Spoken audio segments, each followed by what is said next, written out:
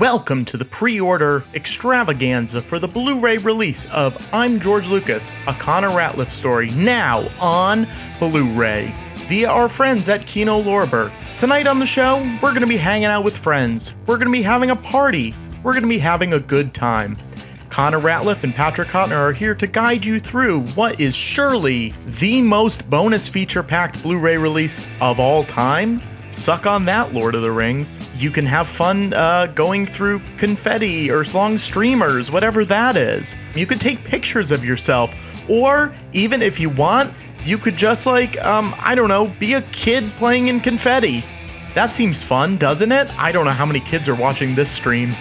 Anyways, I put these videos together. I haven't watched them back. I don't know what order they're coming in.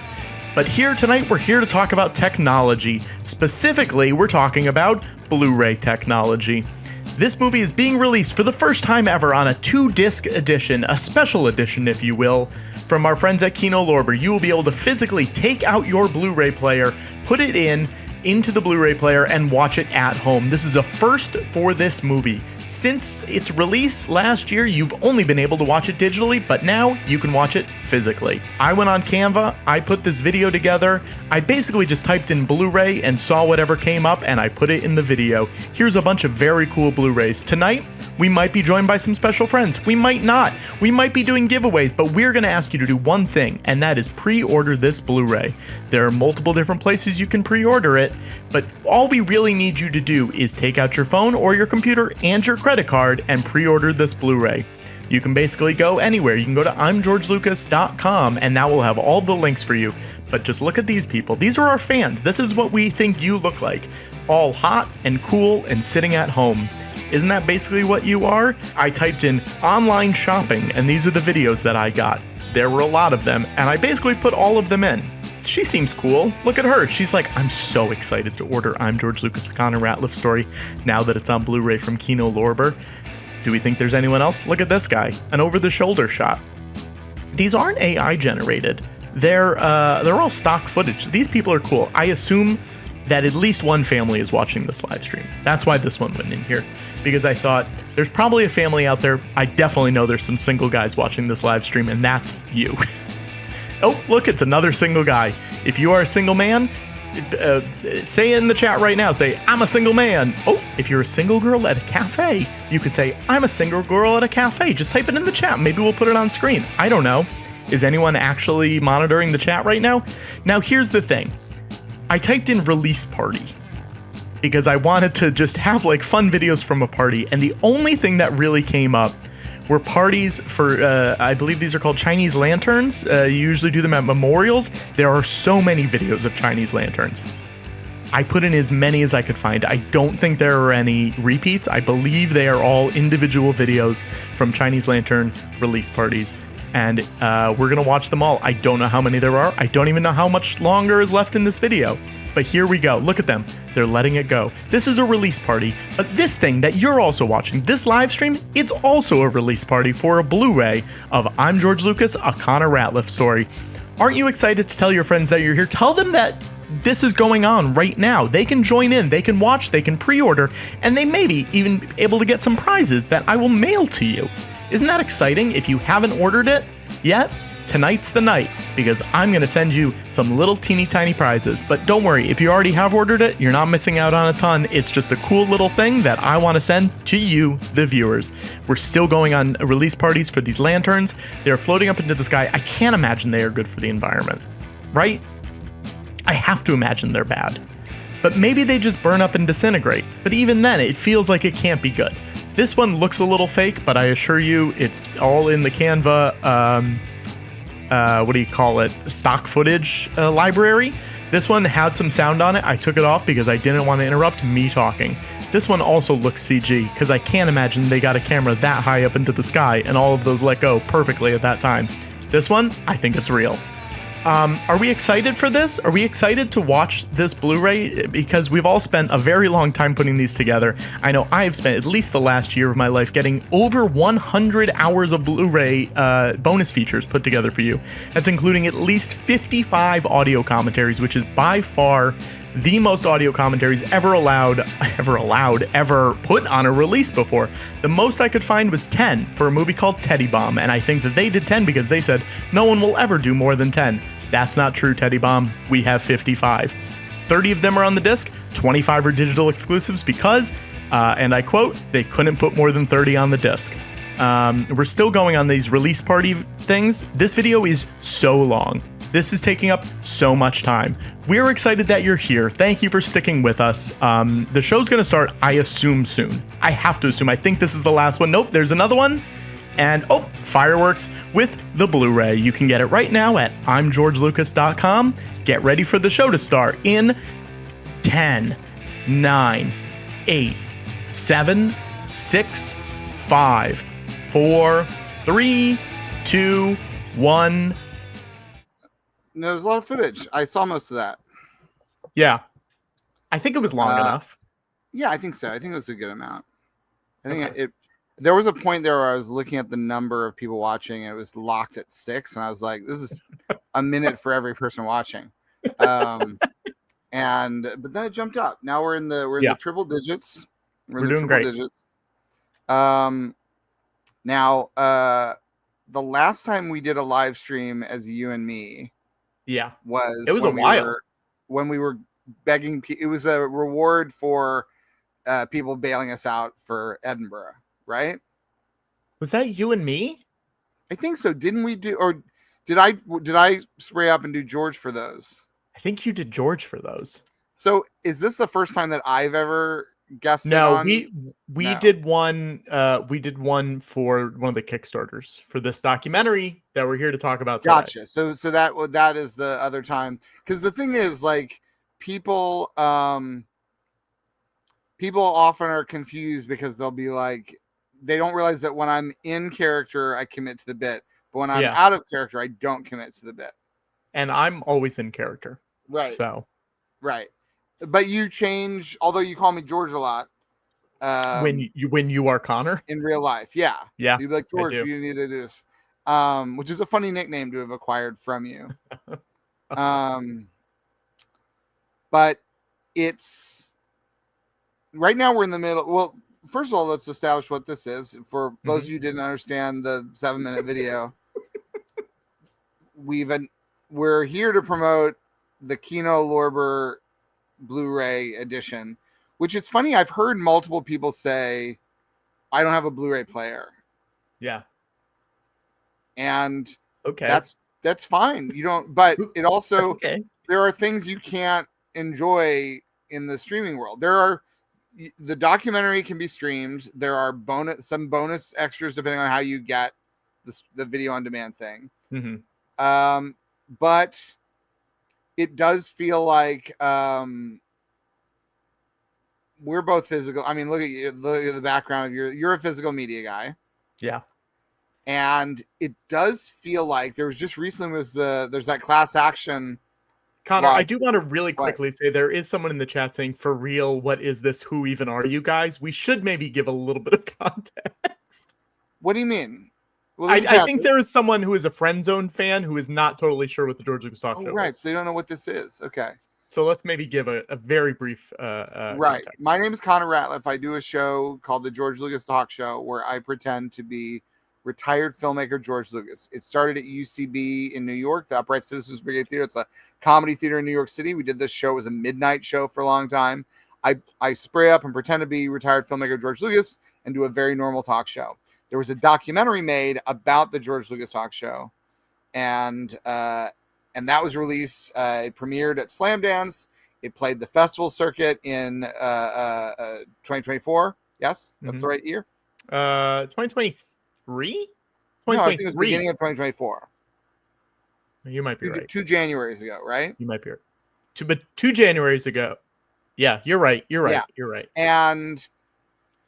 And now that documentary is being released on Kino Lorber on Blu-ray in a special edition that the filmmakers and Patrick, they negotiated for a long time to find the right label that was willing to do a 2-disc release with a lot of extras. That was always the idea, was that there'd be a ridiculous amount of extras. We Um, legitimately we turned down multiple deals because they didn't want to do either 2 discs or didn't want to let us have a lot of bonus stuff on there, and we said sorry. We're gonna move on to the next you company. turned down deals from some very good labels Yeah, that yeah, were just not into the idea that this documentary would have a ton of bonus features. yeah. And so the person who said, "Who are you guys?" in Hmm. the chat, Hmm. I want to know. Looking at the chat, I want to know: do you know who we are now? They Patrick's said a producer on the George Lucas Talk Show. They might have also been joking, just being like, "Who even are you they guys?" said, "Geez, I'm sorry I asked." I want to be clear. We're not mad at you. Are they really sorry they asked? They're sorry I they know now? I don't know. I don't Yeah. know. Anyway, Anyways. the George Lucas Talk Show, the reason we're on Friend Zone, during the pandemic, it went from being a live show at the Comedy Theater to a live stream show. And that was on Planet Scum. And when Planet Scum stopped being a thing, uh, Paul Scheer and the fine fellows at Friend Zone, Hmm. Rob Hubel, Paul Scheer, they said, "Hey, Hmm. fellas, you want to bring it over here?" And at that point, we were already in a point where we were doing fewer and fewer live streams. So Yeah, the number of live streams we've done on Friend Zone are probably fewer than we burned through in the first month or whatever of yeah. pandemic. Um, But now and we're here, and and normally yeah. when I do this, I'm pretending to be George Lucas, but because this isn't real, this is in a way, this episode is not really an episode of the George Lucas Talk Show. It's a bonus Hmm. feature. Hmm. This is just a promotional chat um, to make people aware that this Blu-ray is coming out. One of the things that I think is really delightful is that Kino Lorber, I own many Kino Lorber Blu-rays because they put out a lot of movies. Yeah.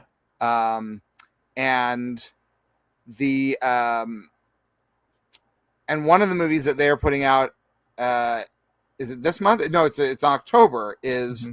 Radioland Murders, Hmm. which to me is just such a funny coincidence because from the very first George Lucas Talk Show, the one piece of set dressing I had was a Radioland Murders poster, which we've only burned through 2 of them, but every live performance of George Lucas Talk Show has always had a Radioland Murders poster somewhere up on the wall. And the idea, this is a movie that has never been on Blu-ray. It's been on DVD, but we famously at one point we noted that it was the only movie that we'd ever found that had not been torrented.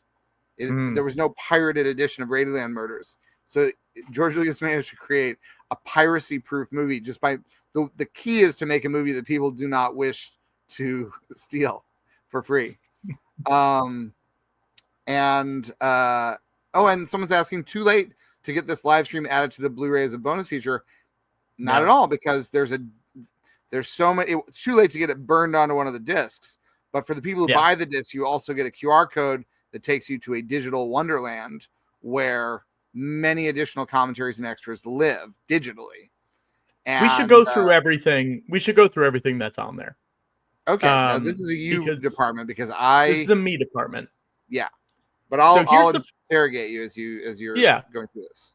This is the front cover of the Blu-ray. It was done by Justin Ridge, who was a storyboard artist and director on Clone Wars and Rebels, and was the creator of Star Wars Resistance, which is one of the newer animated shows. You can watch it all on Disney Plus. Friend of the show, Bobby Moynihan's in it. It's really fun. He did this specifically for this Blu-ray release. It's got a really cool back too, but we don't have the image for the back yet because we didn't get it yet.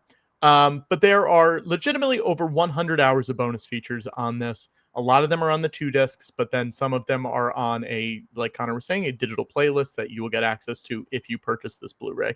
And that's the only way to get access to it. So you get 55 audio commentaries. You get 10 deleted extended scenes. You have extended interviews with basically everyone who is interviewed in the documentary. There's outtakes. There's 9 Q&As from the various screenings that we did. So Paul Scheer, Christina Ariel, Brandon Scott Jones, David Farrier, Paul Tompkins, Michael Weber, Alan Sepinwall, but then there's also ones from Slam Dance. There's ones from the Frida Cinema. There's a whole bunch of them. There's the introduction that Connor, you, Ryan, the director, and I did for the Alamo Drafthouse screenings when it played at Alamo Drafthouse. You have all 4 2019 stage shows that were filmed for the documentary. So that's the Comic-Con show with Charles Soule, Zach Cherry, Pia Guerra, and James Arnold Taylor. There's a show with Heidi Gardner, Mo Rocca, Zeb Wells. There's a show with Raleigh Cruson, who's a Muppet builder, and Isaac Mizrahi. And there's one, and then there's the Star Wars Day show with John Hodgman, Marina Cockermore, Julie Cohen, and Ethan Slater. Which is, that one's fully professionally filmed by multiple cameras. Yes.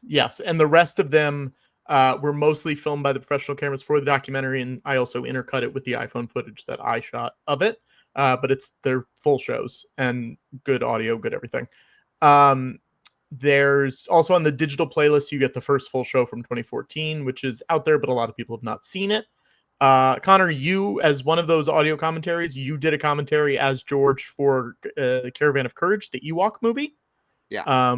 Which is on Disney Plus, so you'll have to, and there's other ways of seeing it, but you basically have to sync it up. Yep. There's Connor, you and I did conversations with some of the Kickstarter backers where they asked us about the documentary and about the show and about the process of making it. That's all on there. All of the Kickstarter backer videos that you did, Connor, are on there. There's a photo slideshow from the premiere with all the premiere photos that Andrew Bisdale took. And then on there also are our podcast interviews and any interviews that we all did for the show on various different shows. You can watch it all on that QR code that you'll get. Here's a full list of everyone who did commentaries. It's so many people. A lot of friends of the show, a lot of fans from the show, a lot of people who are in the movie. There's a dog. People who haven't been on the show yet, but will be on the show and are already scheduled to be on the show. A bunch of different Star Wars podcasts and Friends podcasts did it. And it's a really amazing group of people. And we're so psyched that so many people took the time to do it, because that rules, So here's the QR code. And if you haven't pre-ordered it, we would love it if you would pre-order now. And if you go on there, there's also a Google Sheets that you can fill out if you pre-order the documentary today during this stream. And if you do it, I have 66 tickets from the premiere at Slam Dance that were not used. These were extra tickets, not because the shows didn't sell out. They just made a bunch of extra ones for some reason.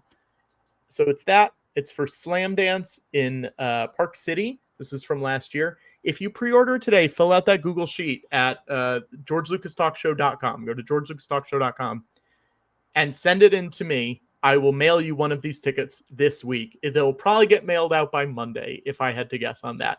There are not that many of them. I would love to send them to you. Again, look at these. Even if you want to put a color preference, I'll even send you a color preference. Green or I have a question. So yeah, Connor. The things that are on the discs, they're not also in the digital Wonderland, are they?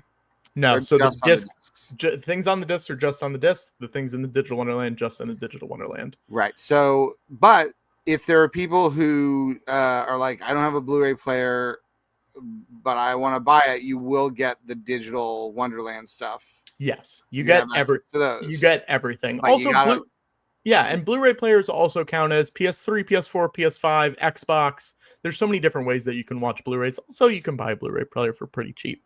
I would love to send these to you, though. So fill all that out.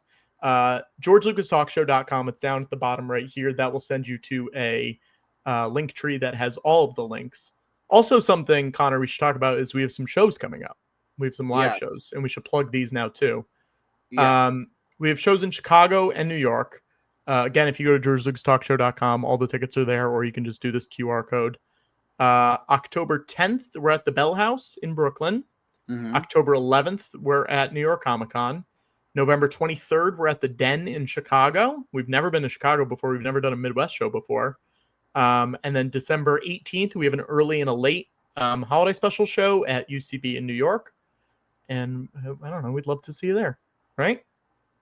Yeah, and I think the tickets for the Chicago show, even if you know people that you think, they seem to be moving at a pretty fast clip. Mm-hmm. So, and that's only just been announced. So, by the time there's any actual promotion for the show or any listings or anything like that, tickets could well be gone. So we want to. The first guest is booked. You know who the first guest is, right? No. Oh, I Send said it in the private chat. I said in the private chat, and you didn't respond to it, and I was shocked. Oh wait, was really that confirmed? That's confirmed. Confirmed. Oh, that's great. Yeah, it's really cool. That's great. It's really, really cool. So if you live in the Midwest, come and hang out. Or if you know somebody, if you have friends in Chicago that you think are either fans and you know it, and you think they might not know about it, let them know now, because already like the tickets are moving faster than I thought. I'll also say this: I went on eBay and I searched for Blu-ray players, and when I lowered my price, there's a Samsung Blu-ray player, tested and working great, pre-owned. 6 bids, 1 day left. It's at $3.25 with $9.99 delivery in Philadelphia. That's so cheap. I'm sure that in the next 24 hours, things are going to change. Yeah. But that's just the first thing that I saw. I think you can get a Blu-ray player pretty cheaply. Let me do buy it now and see see what the buy it now what the Dave, do you have a Blu-ray player? I have a PS4. That's a Blu-ray player, baby. But my cat pissed on it when we went on vacation, and I don't think it works anymore. Of course it doesn't. Of course it doesn't, Dave. Of course. Well, wait. That's one of the main things not to do to anything that you want to keep working electronically is don't. Okay, so the first time my cat peed on my PS4, I took it all apart, cleaned all of the individual pieces, put it back together, and it did work. Wow. And then the cat peed on it another 2 times, and I never cleaned it. So I don't have high hopes, but I don't have zero hopes. Second time sounds like it was your fault. What? How? You didn't clean it. Yeah, I guess. But like, I mean, you had a system that seemed like it was working. What's the variable? The system is the cat pees every time I leave the house, and then I clean it every time. Yeah. Yeah. If you want a working PS what? 4. 3, 4, or 5. How many times? How many times did the cat pee on it? 3 times directly, and then like another 2 or 3. So it's a PS. So it's a PISS4. Oh, dang. The cat was doing everything correctly. You failed to clean the piss. It's such a pain. And I don't play Blu-rays very often. I don't play video games very often. It was easier just to. But Dave, you're gonna have a good excuse to, because you did a commentary on this movie, and I made it onto the disc 1. I know. Shocked about that. Which is huge. It's huge. That's huge for me. They only Dave, you do so much work for us, and you're such a big part of this show. And even though you're not in the documentary, because at the point of making the documentary, you were not really a part of the show. My involvement is basically when the doc ends. Yes. But you do so much for us, and we appreciate it. And I wanted to make sure you got on the disc. You know? Thank you. I never thought of myself as a disc 1 guy, but thank you for thinking that of me. Yeah, of course. Yeah, I mean, I will say this. Like, it's occurring to me now, looking at this, that, I'm going to own a copy of this. It's going to be on the shelf. It's a fun thing to have. Mm-hmm. The odds of me listening to these commentary tracks, are pretty slim. Do you know what I mean? There's just talk about you. There's just a lot. It's like 75 hours talking about you directly. I don't think I could bear it. Can I tease my favorite? Did you listen to our commentary, Keith and I? I skimmed through it. I didn't listen to the whole thing. You made sure that it was a workable file, and that's it. Yes. That's what I thought. What I wonder is if any single person will ever listen to all of them, to the hour and a half. Did you listen to all of them that I put down? I've not listened to all of them. No, I made sure there were things on the disc that we don't know. You don't know what you're putting on it. Just flying blind. I've listened to the majority of stuff on there, and I know that it's fine. But you don't really. Can I tease one of the ones that I really like? Sure. One of the commentaries that I do really like. Patrick, this is to promote the DVD that you are producing. You can do whatever you want, right? Go Thank you. tease.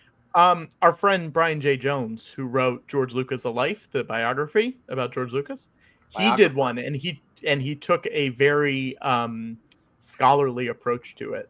In that there's parts of it where he'll be like, now Connor's relationship with his father is a lot unlike George's relationship with his father. Connor has a warm and loving relationship, and it's really fun. It's really fun. Yeah. I also should say, like, me saying that, I'm not the audience for this doc. Like, I saw an early cut of this, and then I saw one screening of it. Yeah. And then I very quickly realized, like, that's it. I can't. And I will say this, like, I've watched a number of, and without naming any names, although I was excited to see the trailer for the John Candy documentary that Colin Hanks is directing, which looks really great. Mm-hmm. But I will say that I've seen a number of I feel like there have been a number of documentaries about comedians I really like in the past 5 years. Mm-hmm. And there are some of them where I'm just like, I'm glad that this isn't, you know what I mean? Like, there have been some that I've seen that I'm like, oh, like, this would have been like the true nightmare by some very good filmmakers. But like, there's just been some documentaries about comedians where I've been like really objected to them, like trying to be funny or trying to be, you know, there's just like certain ones where it's just like really, so, yeah. But I will say, for people who are interested in these bonus features, I would say there'd be a lot of people who are like, oh, I wish you did shows every week like we did during lockdown.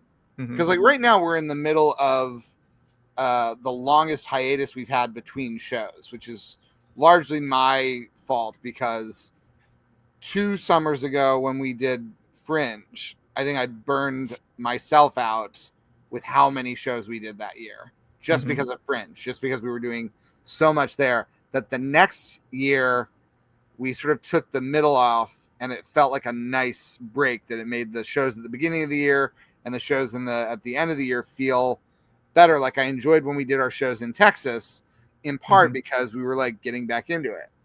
And then it makes Sketchfest feel good, and going to Dynasty Typewriter and doing a holiday show and everything like that. So this year has been like a very long patch of things. So it feels like now, for people who maybe are fans of the show, who feel like we've done less content, this Blu-ray should provide enough content for ever. To the point where it's like, if you're like, I don't know a Blu-ray player, I imagine there'll be at least one person among the George Lucas Talk Show fan base buys a Blu-ray player just for this release, and it's the only thing they use the Blu-ray player for, and they won't feel like they wasted their money. And most of them, if you were to get like a Blu-ray of what's the closest Blu-ray to him right now? Right now, a little reachy. Well, let's hear. I have 3 unopened Blu-rays. Oh, I'll show you 2 of them. Okay.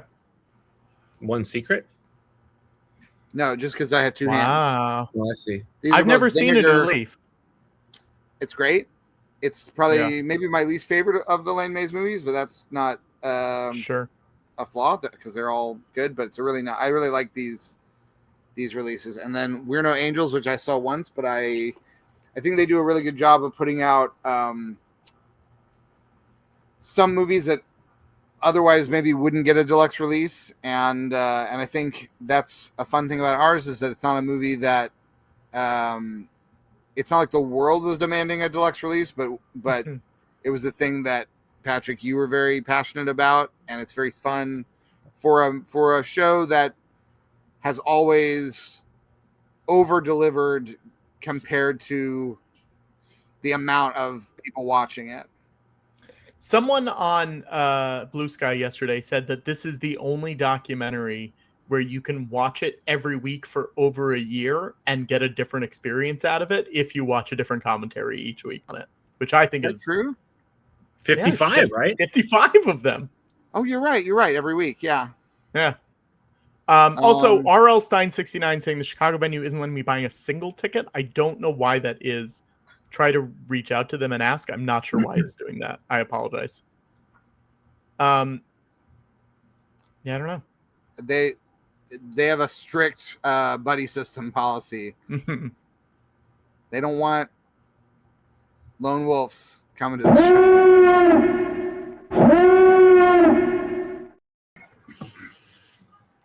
Robert, how are you? Hello. Hello, it's a pleasure. Now, this is fun, Robert, because Connor doesn't know who you are. I don't, Robert. I'm sorry. This is very fun. You guys have never met. You've never spoken, correct? Correct. I just thought I was so famous, everybody would know who I am. Now, Robert, do you want to tell Connor who you are and what your job is? Sure. I work for Kino Lorber. I do a lot of production for Blu-ray and home video, and I'm overseeing production of the Blu-ray of I'm George Lucas. Then Robert, without knowing you by name, I specifically, whenever Patrick said he was doing this thing to promote it, I said, "Oh, is there anyone from Kino Lorber who is going to talk about it?" So that's exciting to meet you. And I'm excited about the fact that Radioland Murders, which we're probably the only show. Mm-hmm. There's no other show in the world that has ever spotlighted. We did a whole show just about Radioland Murders, where we had the whole episode was devoted to that movie, and I don't think that. First of all, that's something that just has never happened anywhere. I don't think even when that movie was released. I'm not sure how many special events they had to premiere it even, That's a great question. Somebody needs to dig in, do some research on the original release plans for Radioland Murders. I doubt it matched. Have you ever seen the original promo poster that came out in the 70s promoting what at that point when he thought it was going to be his follow-up to Radioland Murders? Let me see if I can find it here, but at our show, when we did our Radioland Murders show, that was a really fun one because we had Jennifer Dundas, who plays Deirdre in Radioland Murders, runs an ice cream parlor now, and she provided free ice cream for the whole audience. Incredible. Yeah, and let me find this promo. Robert, did you work on the Radioland Murders release? I did not. No, that was probably Frank Tarzi, he's the guy who acquires and oversees the Kino Lorber Studio Classics line. How do we get Tarzi on the screen? Which is all the studio licenses. How do we get Tarzi? What do we got to do? How do you on the show? Yeah. Oh, I'll ask him. See if he's around. He's incredible. A wonderful man. Great. Grew up in Afghanistan watching movies, and came to. Well, here we go. That is in. Let me see if I can get it focused. It won't focus. But that is a. It says from the brilliant American Graffiti creative team, and it says 74 from Universal in preparation. They were like pre-teasing, like this is going to be. It says a Lucasfilm, Radioland Murders, and. It says story by George Lucas, directed by George Lucas. Like it has it all mapped out, and then it just didn't happen. He got distracted, and by the time there's no script out there. I mean, I don't know if there was a draft at that point. I'm sure there was because they have credited screenwriters on the ad. You got to do a live reading of the script. Don't tempt me, Robert. Don't tempt me. Someone says, "Would I rather?"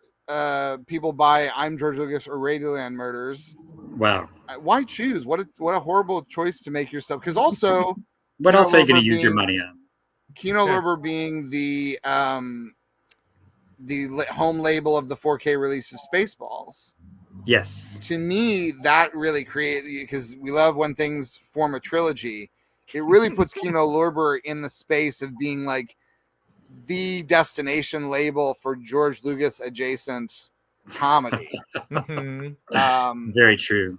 I don't know I don't know what the chances are of Kino licensing Strange Magic for its Blu-ray debut. Look, you never want to rule anything out. I don't know how. Get in touch with someone at Touchstone Pictures. Robert, were we the biggest pain in the butts in terms of making this happen? Not even close. No. Oh wow. You've been incredible, yeah. Sure, but we've asked for a lot. Yes, but I mean that's what makes the release so fun and exciting to work on. That is true. Stuff I've never had to ask about before, like how many audio tracks can you fit on a Blu-ray? Not something I've had to ask before, because usually there's only the couple of feature audio tracks and then 1 or 2 audio commentaries. So this has never come up before. Yeah, and I should say this. It's been submitted to the Guinness Book. I'm waiting. I was hoping. Yeah. I'm waiting to hear back. They say it normally takes 3 months to hear back. So I would say ideally within the next month, we'll hear about this. Yes. I mean, for a single feature, like if you're not doing like, a TV show with a lot of episodes, like that's a different thing entirely. You might have commentaries on every episode. For sure. Yeah. But that's, come on, a different category. Come on, Guinness. So it'll be out in November, but the pre-orders are available now. People are pointing out in the comments, if you've never ordered from Kino, you get 10% off your first order. And also free shipping over, I think it's $60, they said. So if you buy Radioland Murders or Spaceballs or whatever, in addition to it, you'll get free shipping, which is a good deal. People should do that. Is the disc? When does the disc go to get pressed? What's the time frame for a disc? How far in advance? So yeah, I'm trying to get this out earlier than the usual process because the amount of QC it requires. So we're going to get quality control. Yes, that's right. Because the amount of hours we have to listen to everything because it requires encoding all of the commentaries, and we have to listen, make sure they're all, no issues in the transfer from what Patrick delivered to what ends up on the disc. So that's hours and hours and hours more than are usually like a normal release. Yeah. What about legal? Was there a lawyer who had to listen to everything? we don't, like the big studios. Usually we have to submit audio commentaries to for them to listen to. In this case, we're letting no, it should all be good. Yeah. But yeah, we're going to have the check discs to look at soon. And within the next couple of weeks, have me uploading the media for replication. And then, so we'll have it ready in time for, we usually want everything ready for the pre-book date in October. And yeah, it's all going along great so far. Thanks. Great. Patrick had everything ready. A lot of the issues come with producing the commentaries or the other bonuses, and you're waiting for those to be delivered. Patrick had already done all of that work, which was the most difficult part of any of these projects. So I'm just really just cold organizing everything and making sure it gets out. But Patrick already did the difficult part. Yeah, we sort of had it already with the assumption that this will happen with somebody, and even before contracts were signed, before anything. And I think that was the smart way to do it because it saved us months. I had almost all the commentaries recorded before I think the contract was signed. Like everything was pretty much done, which was great, but also would have been a nightmare had we not signed a contract with anybody. It would have just had to get released some other way, but. Robert, can I ask, the things that are on the wall behind you, are those plans for Blu-rays? That's right. That's my process. Is that how Blu-rays are made? Whatever you have back there. That's right. How Blu-rays are made. Which one is that? Which Blu-ray are we looking at behind you? That's what I sent to the replication facility. That's what our booklet looks like inside the disc. Yeah, that's the Monster Squad. The thing I would be curious about, genuinely, because I'm curious, and I'm sure you can't, you probably don't have this information and you probably can't share it, but it doesn't stop me from being curious about it. The thing I'm curious about is how we're doing compared to Radioland Murders, and and how many purchases of Radioland Murders are bundled with how many people are buying I'm George Lucas and Radioland Murders, because my guess is that those are George Lucas fans also buying Radioland Murders, not Radioland Murders fans also buying George Lucas documentary. I mean, excellent question. I don't have the stats ready at hand here. I should have prepped. I should have anticipated this going into the evening. I wouldn't even. The companies are all. That's like very private. Companies are private about that kind of thing. So I wouldn't even expect that you could share that. But I wanted to voice the wonder of it, because I absolutely. I will ask, and I will share that with you. Okay. That's great. I mean, we'll happily put it somewhere. There was a point when Strange Magic being the one George Lucas produced film that came out during the life of us doing the show. Yeah. And I'm always very proud of the fact that that movie came out.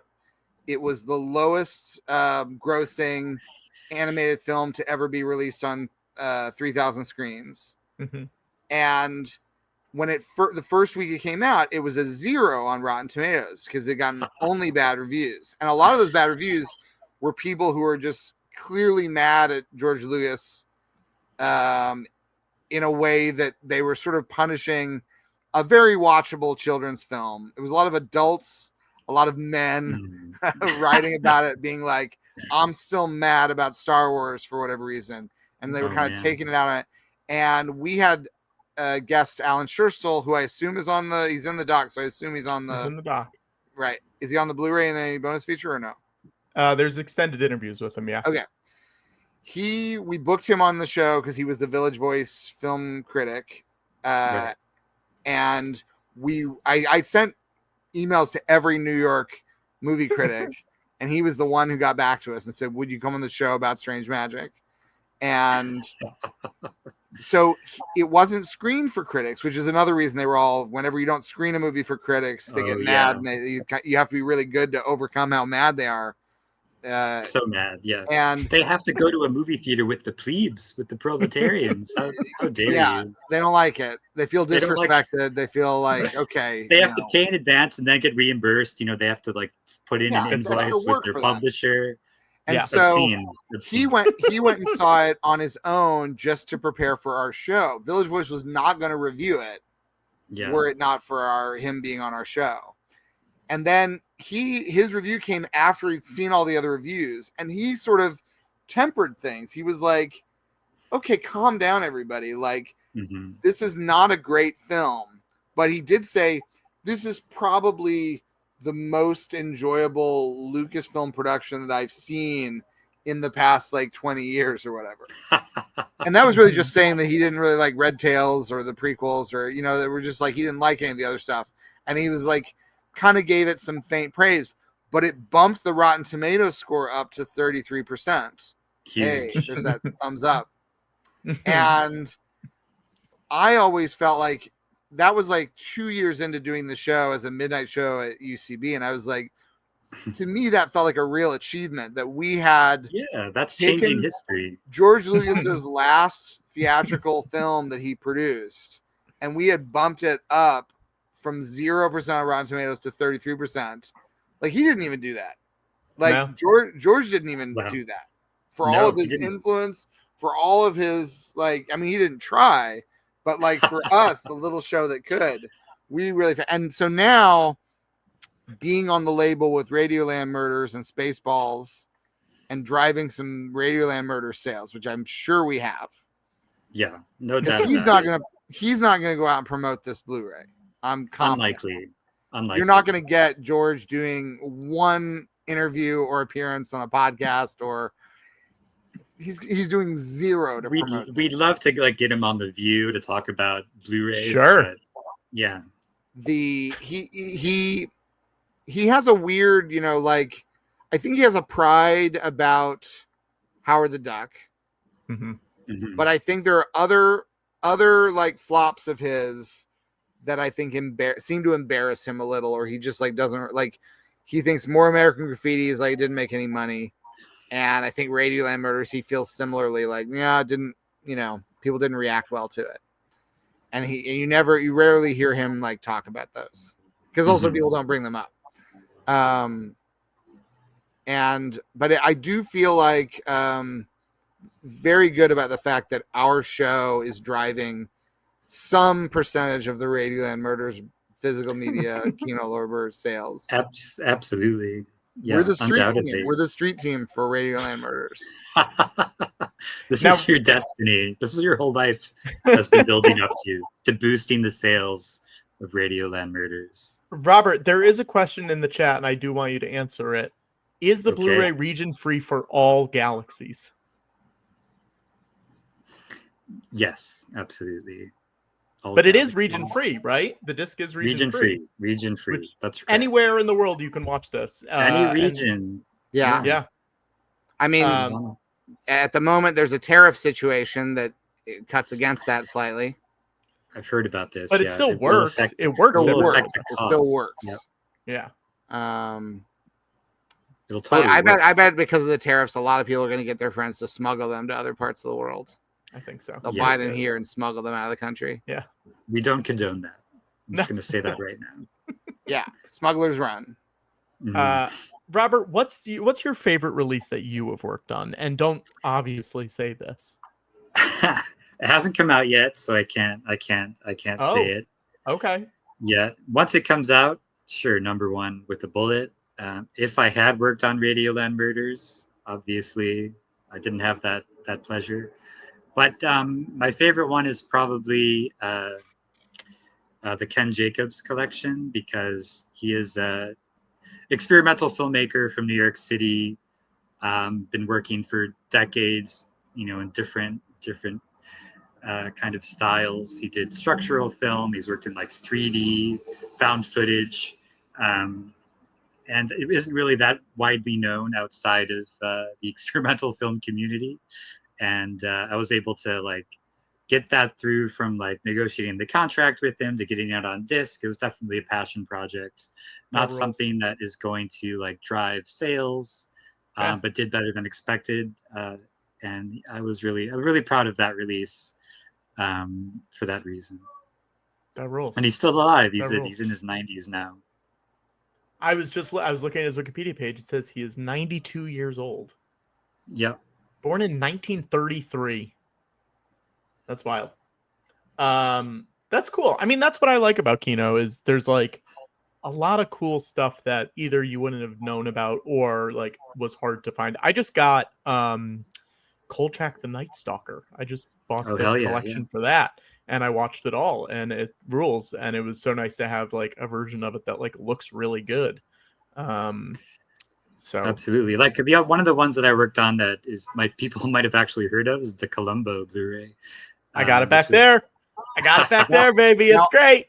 Now I have a question about this, because I have these, Robert, and I know that there was some our film famously has 30 commentaries, 55 total. I can't talk about this. I know you can't, but I can talk about it. Here's what I wonder, and we can put this into the realm of a hypothetical. Yeah.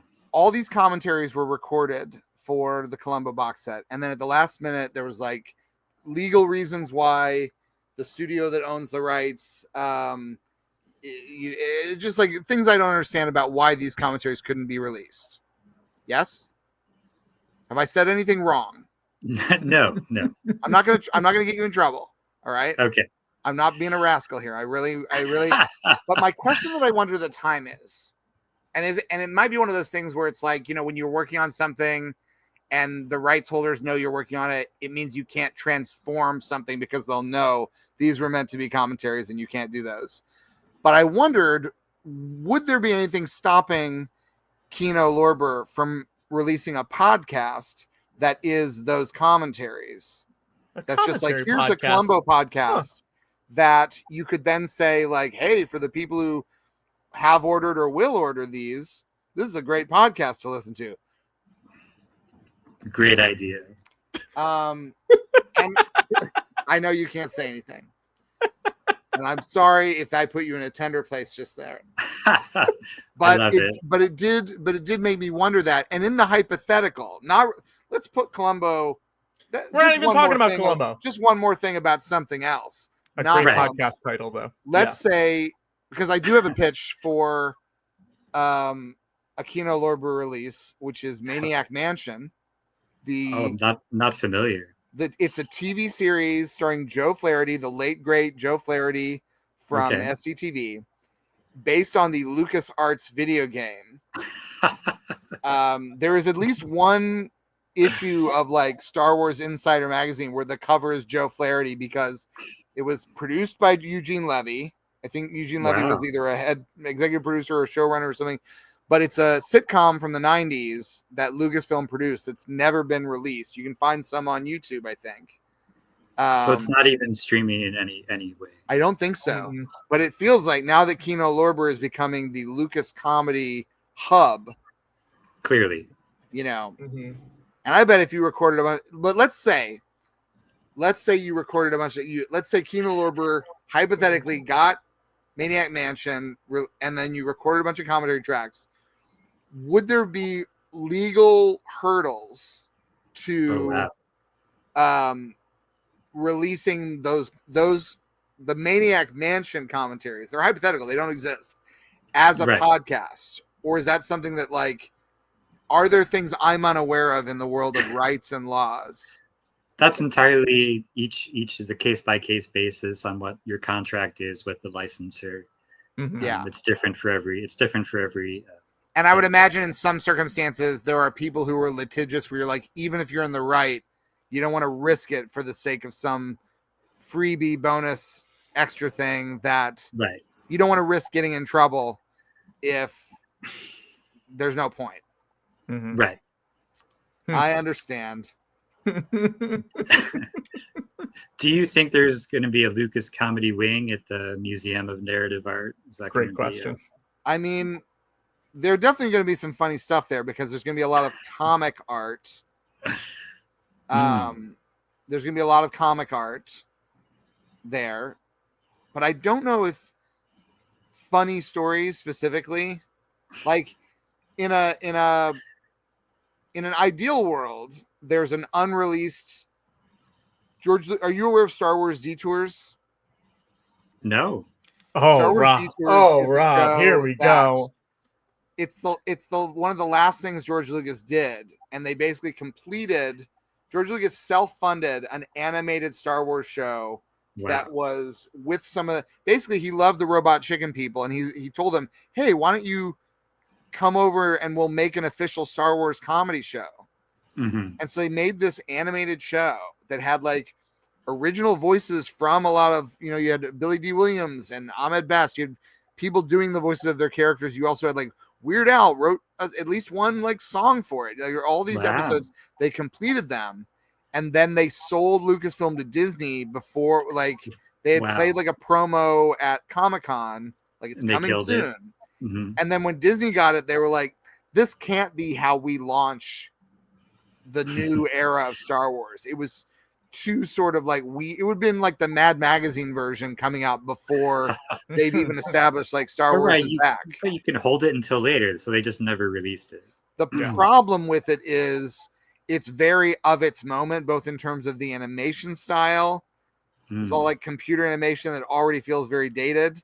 And also there's like jokes that are references to like here and now pop songs that are now like 15 years ago. That it's like, who is the audience even for this, you're the audience. Yeah, 100%. But I will say it is, if you think of these things, and I know that companies don't always think of these from a film preservation point of view, I cannot think of another example of a major filmmaker producing, it was like, how many episodes was it? Like 40 episodes? 36, right? Wow. Completed episodes that are just like never going to see the light of day. Yeah, I mean, because even the runoff of some of these guys would make some amount of money, especially at this point. Yeah, and so like part 39. of me hopes, I say all this mean that part of me hopes that the Lucas Museum can get some sort of special I think I don't know about this. I'm just speaking hypothetically that as if museums have special rights and responsibilities. They maybe don't. But I imagine that there's dispensations for a museum to be like from the you can come into this room and screen this thing.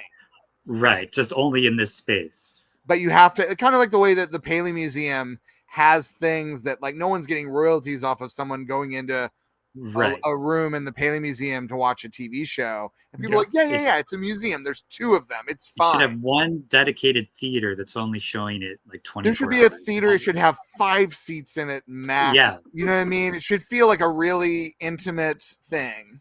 Mm-hmm. And it should just be running detours on a loop. Yeah. And you have to get a little or have like a special headset to listen to it. It should be not even a great monitor, you know? And you have to sign like an NDA so you can't like report anything on social media. Rob, are there any pieces of like lost media or something that just isn't released or whatever publicly available that you guys would like, that you personally would like to get? I'm not asking you to speak for Kino. Is there anything that you're like, man, this will never happen, but I wish we could do XYZ? Yeah. What's your dream? What's your dream release that? I have many dreams. This isn't maybe the best answer to the question, but I just saw the news today. Oh boy. That some AI company is going to recreate the missing end of the Magnificent Ambersons in AI. Yes, it's going to be so good. I can't wait to see how many fingers the Ambersons have now. I mean, who would ever want to see that? That's absurd. But you know who'd love that? Orson Welles. I bet this is not what I shot, but it looks hideous. It's genuinely like War of the Worlds is happening to Orson Welles now, where it's like, the robots are going to finish my film. Yeah, like he hasn't suffered enough. I mean, the studio cut it, ditched it, and with so many of his films poorly handled, and then decades later they like complete it in this horrific fashion. I mean, here's the thing, like a thing that I've been thinking about lately, because you've got this controversy about the Wizard of Oz sphere thing where they're using a lot of I've seen people objecting to the idea of making a sphere version of Wizard of Oz, and I'm like, it's a remix of the film. I think you should be. I don't have a problem with, in principle, taking an old film and making something new out of it. That's essentially like a 4D theme version. park ride. But like my objections to it have to do with these lazy shortcuts creatively and artistically, where it's like, if you're going to do the shitty version of it, it looks like a screensaver, like the shots that I've seen. It's like when Ted Turner was colorizing movies in the 80s and 90s, the biggest objection to it was how bad they looked. Like, now I've seen some like colorized movies in more recent years where I'm like, it doesn't erase the original, and it's kind of interesting when you see something done well that you're like, oh, this is kind of a curiosity. It's like it's like a Andy Warhol taking another image and turning it into a new thing. It doesn't. Right. It's not better than the. It's done with some kind of care, and it's so you're putting it into a new form. It's not going to be the film, but I can accept that. But then when you're putting David Zaslav face and James Dolan's face in, like you're bending, like you just have to look at billionaires while you're watching The Wizard of Oz. That's grotesque. Yeah, it's just like, more mediocre shit.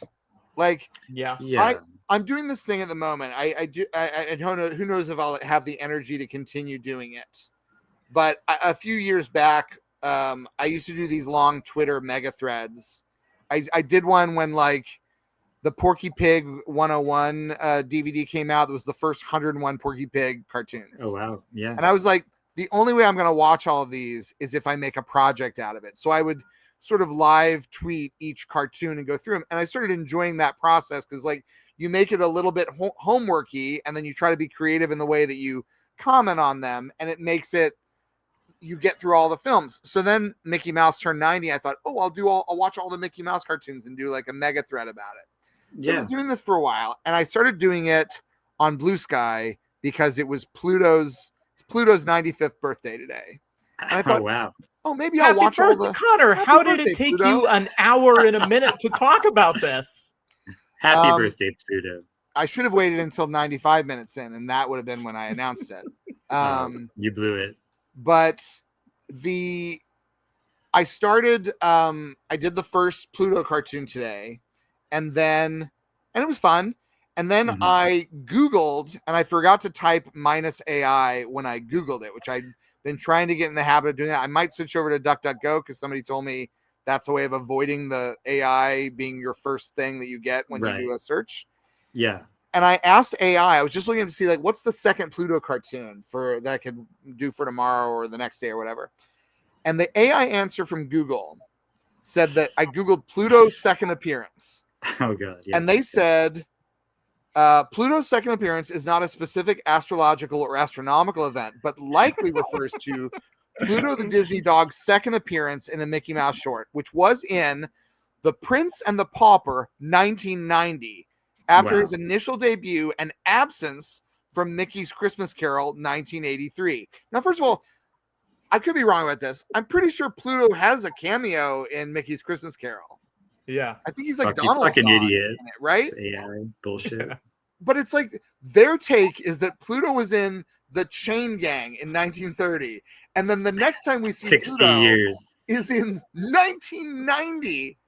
And people were like, why wasn't he in Mickey's Christmas Carol? And I'm like, why wasn't he in anything for nothing? Yeah, disappears. For all these years. It's kind of the first Legacy sequel, you know?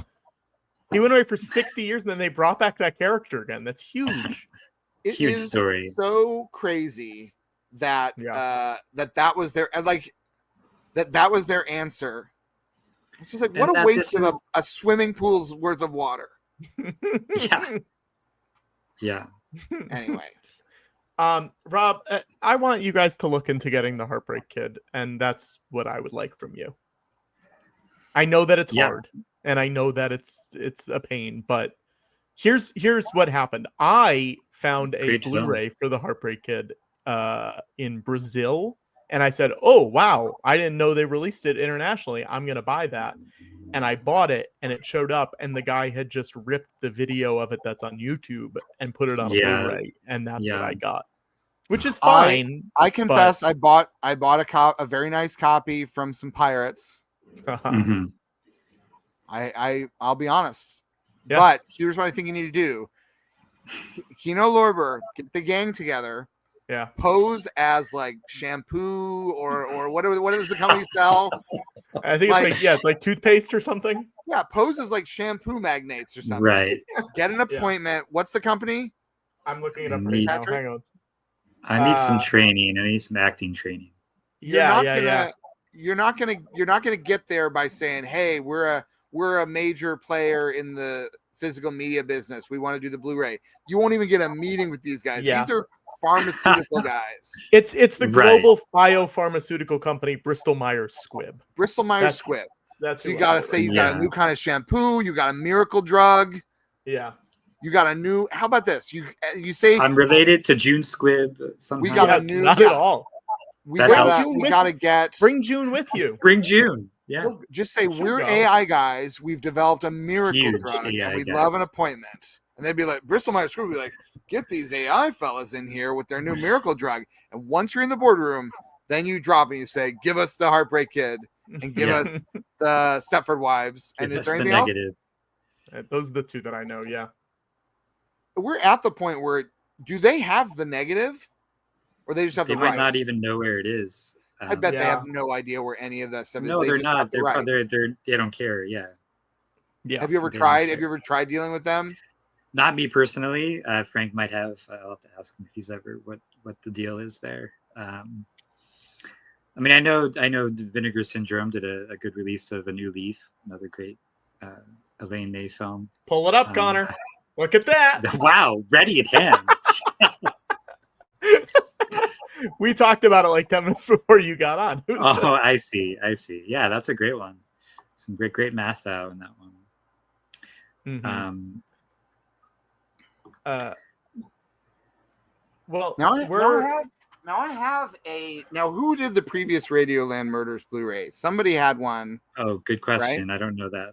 But it's bare bones. It's not a special edition. You got no Ben memories? None. No Ben. No Ben. No Not Ben even Ben. One. No Not Ben even one Ben.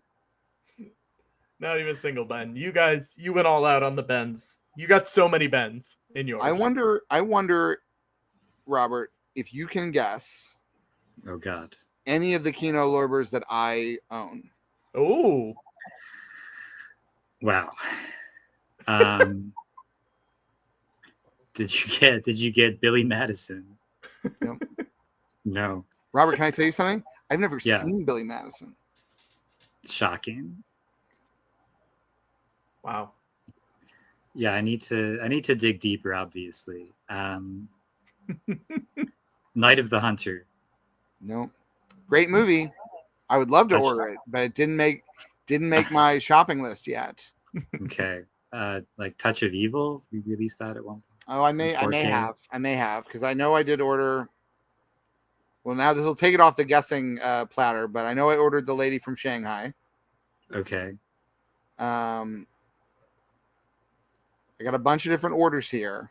I'm looking through them for my own edification here. Oh wait, they haven't arrived yet. These are ones that have been. No, they've almost all of the orders. These are over years. I see. You're just going through the history. I'm just going through my history.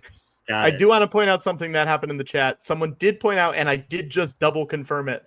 On Kino Lorber's site, it does say Brian Ben. So you do need to reach out to someone to have them change it because it is Ben. Unless that is who is on the disc. Maybe they tracked down the wrong person. Maybe. We have an interview with Brian Ben. Talking about Dream On. I'll give you 90 more guesses until you get one. Yes, I'll have to talk. I'll let them know. I'll let them know on Monday. Great. That's embarrassing. Connor, do you have Coneheads? To the Ben Community. I don't have Coneheads. I've never seen Coneheads. I kind of like Coneheads. What about Wayne's World 2? We have the Deuce, not number 1. No. I'm pretty sure I do have Touch of Evil from you. I'm not finding it in my receipts. You got the 2 Jakes? 2 Jakes is in my order that I'm waiting that also has Radioland Murders. Oh, wow. I'm a big 2 Jakes guy. 2 Jakes is one of those sequels that you have to watch it, I think, within less than a week of watching Chinatown. Oh yeah, I haven't seen it in a long time. It feels like it refers so casually and specifically and constantly back to Chinatown that it behaves as if you just watched Chinatown. And I think even giving 2 weeks is like, no, you gotta watch Chinatown again before you see 2 Jakes, or it won't make sense. I'll take that under advisement next time I watch 2 Jakes. And I do agree. 3. It is time for 3 Jakes. Bring him on. Overdue. It would be fun if he came out of retirement for when would 3 Jakes take place, Connor? Would it be the 70s? What? Yeah. I mean, the easiest would just be have it take place now. Yeah. Shoot on 125. Yeah. Just shoot him at Laker games. He's not even really. I would have the third one. I know that Robert Town had his own ideas of, like, the first one was water, the second one was oil. I don't remember what the third one was supposed to be, but I think now it should be about In-N-Out Burger. It should have to do with those little Christian scriptural quotes on the bottom of the cups at In-N-Out Burger. Yeah. And Jake Gittes is like, I'm going to go ahead and no, I won't. I literally regional humor. I'm not going to get this. It's an East Coaster. It's above my head. But Connor's an East Coaster too. That's why you watch these movies. Like, you didn't get about how precious water was in LA. I had no idea. You're like water was everywhere. Everywhere. Yeah. Mm-hmm. Yeah. Do you have any more guesses, Robert? Chinatown doesn't make any sense. Let's see. Is this what you thought your night would be, Rob? The Train, Burt Lancaster. No, I've never seen it. Oh, it's a good one. Frankenheimer. What about saw the that one where train? I saw that one where the train goes right to the camera. We're both Scared the going- shit out of me.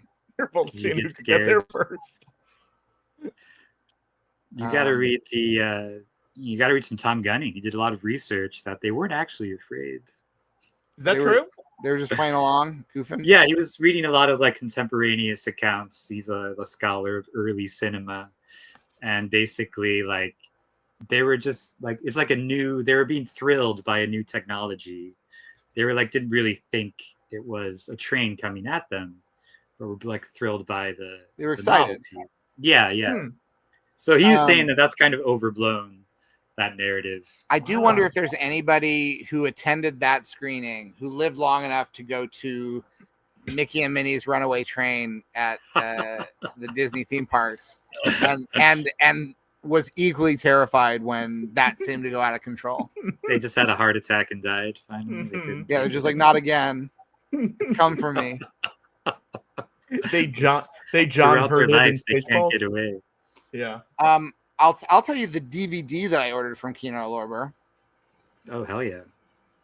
Most of these things I've ordered in the past few years have been Blu-rays. Yeah, There was yeah. a DVD only release that I was like, nah, they're not gonna come out with this on Blu-ray, which was Really Weird Tales. Oh, I Which don't even know what it is. Really Weird Was that, Tales, which is a bunch of SCTV people. It's like it was like a special weird, like Joe Flaherty from Maniac Mansion's in it. they keep coming back to Flaherty. Yeah. Yeah. Huh. I don't know what this is. It was $6 and worth every penny. You got it during a sale. Yeah. How much? Well, what's the list price for it, Patrick? Let's see. Really weird. If it's still in stock, it might. I mean, I don't know if we're still selling it. Let's see. As of right now, it is.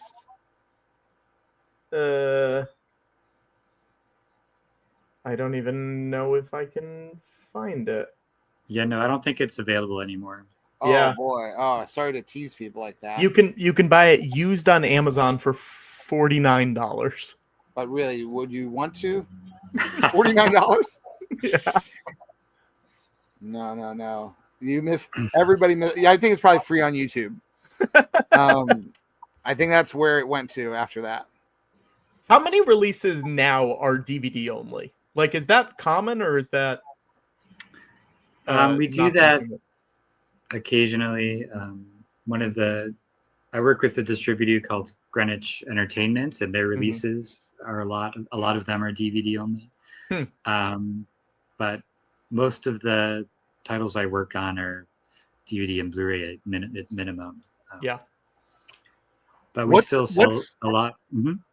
What's the biggest frustration in the industry right now?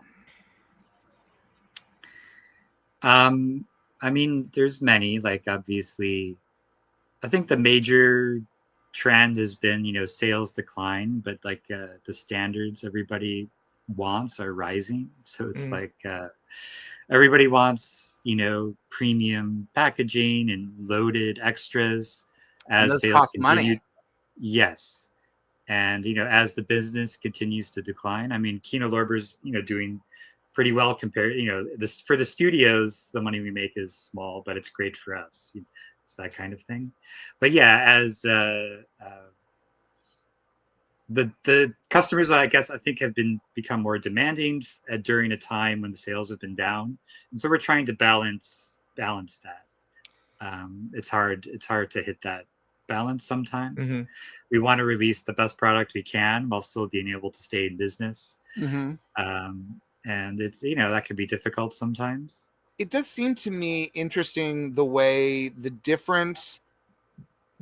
Do you think of the other labels? I mean, technically you have these other labels that are competitors, but is that how it feels? Like, do you think of them as like we're I don't think of them that way. I think we're all trying to they're all like colleagues. That's the way I consider them, and everybody's doing great work. It weirdly feels to me like the current landscape, and obviously this could change just with even just the personality of who's running them changing. But it feels like right now there's like a handful of sort of core labels that are still doing this thing. Yeah. And that they're all sort of finding, it's almost like a bunch of different like liquids of different consistency pouring onto thing, finding their shape, where there's like certain things that you're like, well, that's not something that Criterion would put out, but it is something we would put out, that like, or Shout, that's more of a Shout Select title than a Vinegar, you know, like that there are some things that where there's overlap, and there's some things where it's like only Kino Lorber was going to put that out, you know.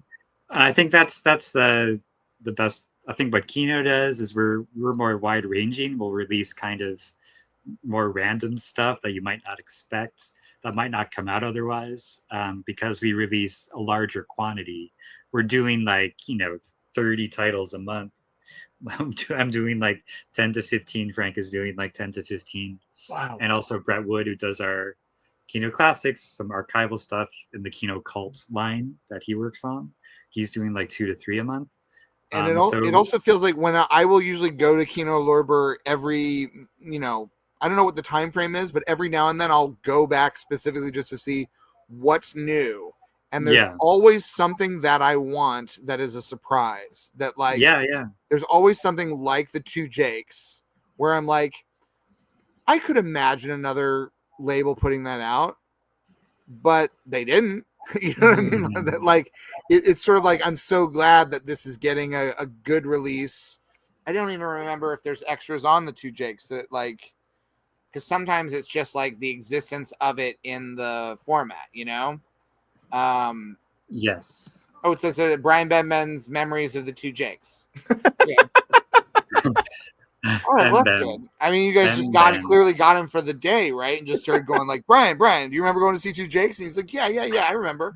There's a lot of stuff on Two Jakes. There's a commentary. There's an actor interview with David Keith, an interview with the editor, a Nicholson interview, the trailer. There's a lot of stuff on there. Yeah, new audio commentary by Max Allen Collins, the mystery writer and filmmaker. It's just like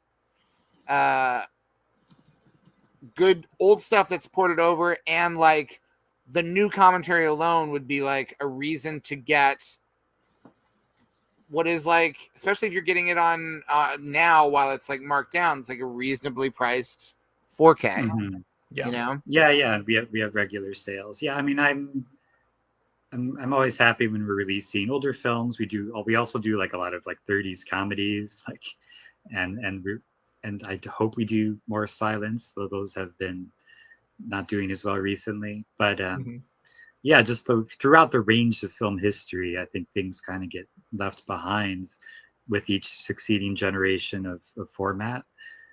Because how many silents have been released in 4K? Like we did Caligari, and I don't think there's many more other than that so far. I think you did. There's a Phantom of the Opera one that I have. I think that's Blu-ray. I don't think we did 4K on that. But... Oh yes, it's Blu-ray. Yeah. Yes. But yeah, and like we always do. I was excited about that we did was Fade In, which is Burt Reynolds co-starring with Barbara Loden. I mean, do you remember that movie Wanda? She directed this incredible independent film. And then she starred in this forgotten rom-com with Burt Reynolds in like 1968 and wasn't released until years later. It was shot on the set of some other movie. It's just like this kind of orphan project, strange film. So like stuff like that, I'm always happy to see us release. You put out a lot of, I have, I think all the Spike Lee movies that you've put out that. We've done some of those as well. Yeah. Like Crooklyn, which is probably my favorite Spike Lee. And I'm trying to think what other ones. And Mo Better Blues and Jungle Fever, which was just like Clockers. Yeah. And it's Summer of Sam as well. Yeah. I think Summer of Sam is the only one of yours that I haven't got, because I remember not liking it when I saw it in the theater. But at a certain point, it becomes one of those things where I'll have to get it, because there'll be a point where the completionist in you can't help it. Yeah, like especially with certain filmmakers, you get to a point where you're like, I should own that one just because there's a weird gap between this and this, That one I think is not available anymore. Sorry. I missed my chance. You missed your chance. I'm sure somebody else will put it out. These Well, rights keep shifting. The shifting sands. It's hard to keep track. Have you ever produced? Did you ever work on any of the Spike Lee ones? No, I did not. What's your issue with Spike Lee? Why do you guys have a beef? Is there a beef? We got a beef. Yeah, it's a long-standing. He was like, I don't want Bob working on my Blu-rays. And you're like, why? What did I do? And he's I'm not a Knicks fan. He's like, Spike. These are Spike boards. Sweeney knows what he did. Yeah, that's a secret. Have you ever been starstruck working with someone on a disc? Is there anyone that you've ever been really like excited or nervous to talk to about a thing? Oh, that's a good question. Not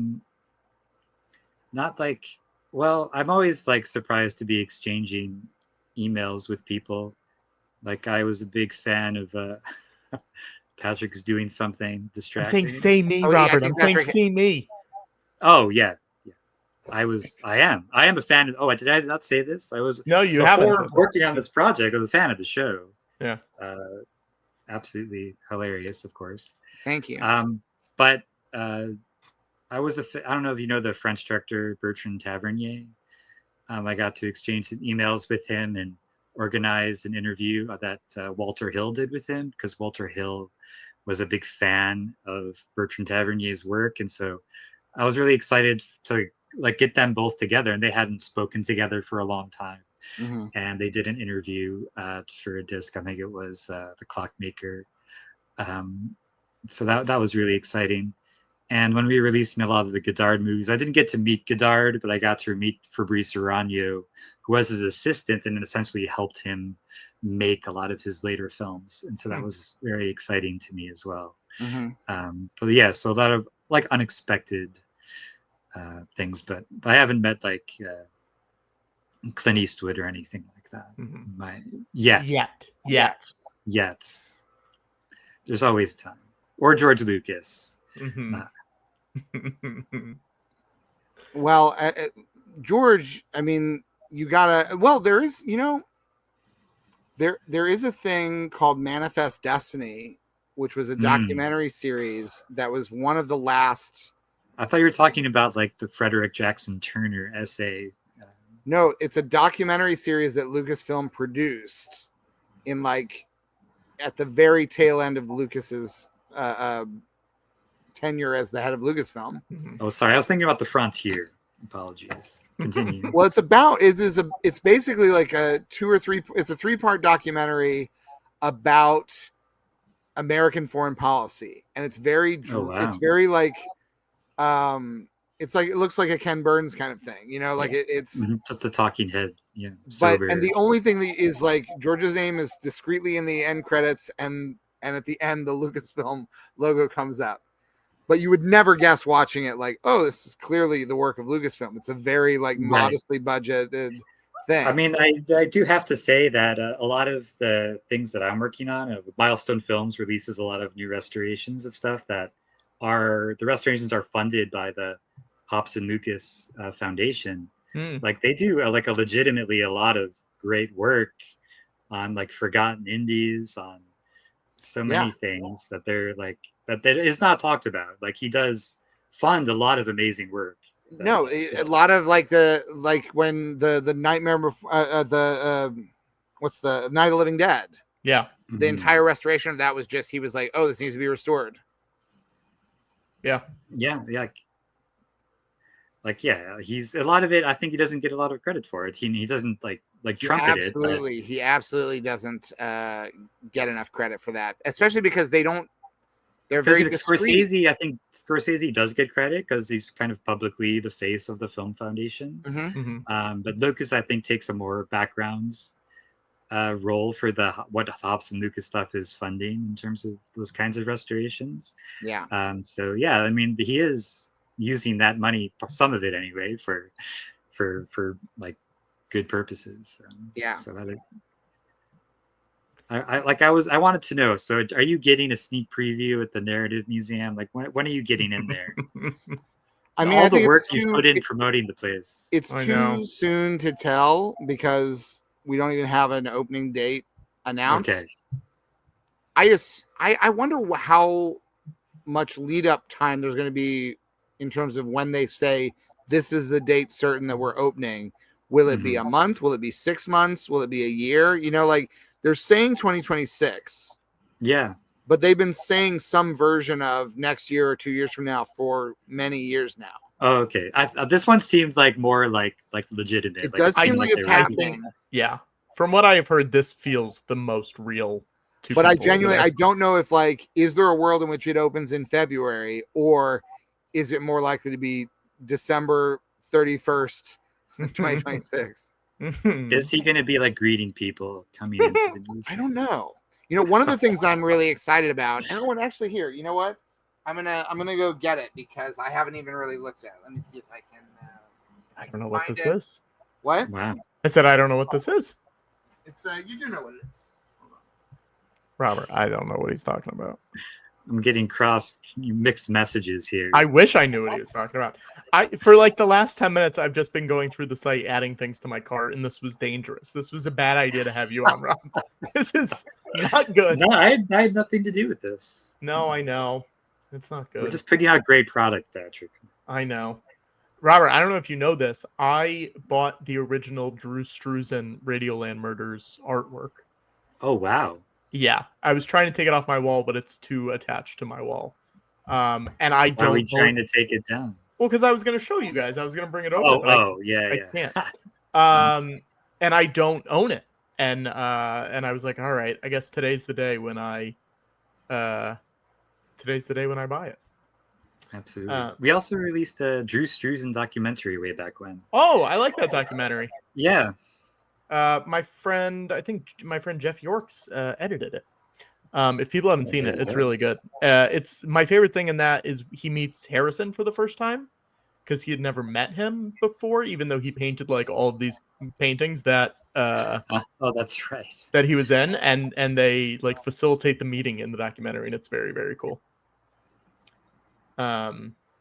It's just like, do I need a Blu-ray of Bela Lugosi's White Zombie? Yeah, maybe. Yes, absolutely. Maybe I do. It's the problem. How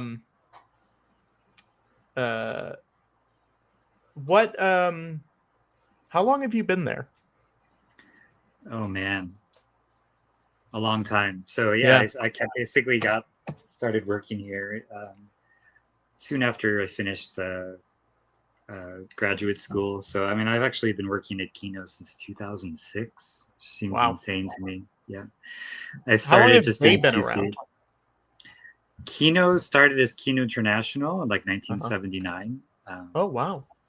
And Richard Lorber at Kino International, Lorber Films, they merged in 2009.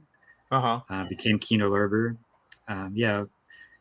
Donald Krim was the founder in the 70s. He's a great guy, and his family, Arthur Krim was part of United Artists, was a major part of that studio. And Donald was like a really lovely man, the founder of Kino International. He passed away soon after the merger with Lorber, and Kino Lorber has continued since 2009. Yeah. Oh, wow. But yeah, so the company starts from the late 70s. That's crazy. I did not realize that. Yeah, been around for a while. So if you see something with the Kino International logo, that's the previous iteration of the company. Got it. Connor, what are you so excited about? You do know about this. But I literally I opened it up because I hadn't even looked at it. So, Real George Lucas, we've been doing Comic-Con shows in New York for years now. Since before the pandemic, we've been doing these George Lucas talk show. How many have we done so far? I think 6. So this year will be our 7th? I think so. I'd have to go back and look, but I think it's 6 or 7. I think you're right. And so we do this George Lucas talk show panel every year at New York Comic-Con. Yeah. But this year is the first time ever that the real George Lucas appeared at San Diego Comic-Con, and it was to promote the museum. Right. And I watched the panel. I haven't watched the whole thing yet, but the panels online where Lucas is talking about stuff. Oh, yes. And near the very beginning, what? I do know what you're about to show. And so at the beginning of this thing, he's talking about how he's always collected narrative art, even before he had money to do so. And he was talking about when he started off, when he was in his 20s, he would collect original comic art because back then you could get it cheap because no one valued it back in the 60s or whatever. And so he was like, back then I could get like an alley-oop for $30. And I know what he means. He's referring to an original art, a strip of alley-oop. But I went on eBay and I Googled original art alley-oop. And this was $28.72. Right? This is an original alley-oop with shipping. It was like $31. So basically, like, I got an alley-oop for $30. It's been static. If it had been $40, I wouldn't have ordered this. It was the fact that he said I get an alley-oop for $30, and then I immediately got what I consider to be the George Lucas talk show version of an alley-oop for $30. So this one says it's for Larry with best wishes, from Dave Grouse, who was the I think it's Grouse, who was the artist of alley-oop for decades, and. So we are going to give this away at New York Comic Con. Wow. But huge. It has to be to a Larry or someone who has proof of Larry that they are going to themselves give it to a Larry. So if there's no Larry in the room. What if there's a Grouse in attendance? Oh, that's a good idea. But it's to Larry. It's to Larry. It's to Larry. You're right. You're right. You're right. So if there's someone who's like, I have a friend named Larry or Lawrence, or, if Lawrence O'Donnell from MSNBC, if he shows up, it's his, Is Lawrence Kasdan a fan?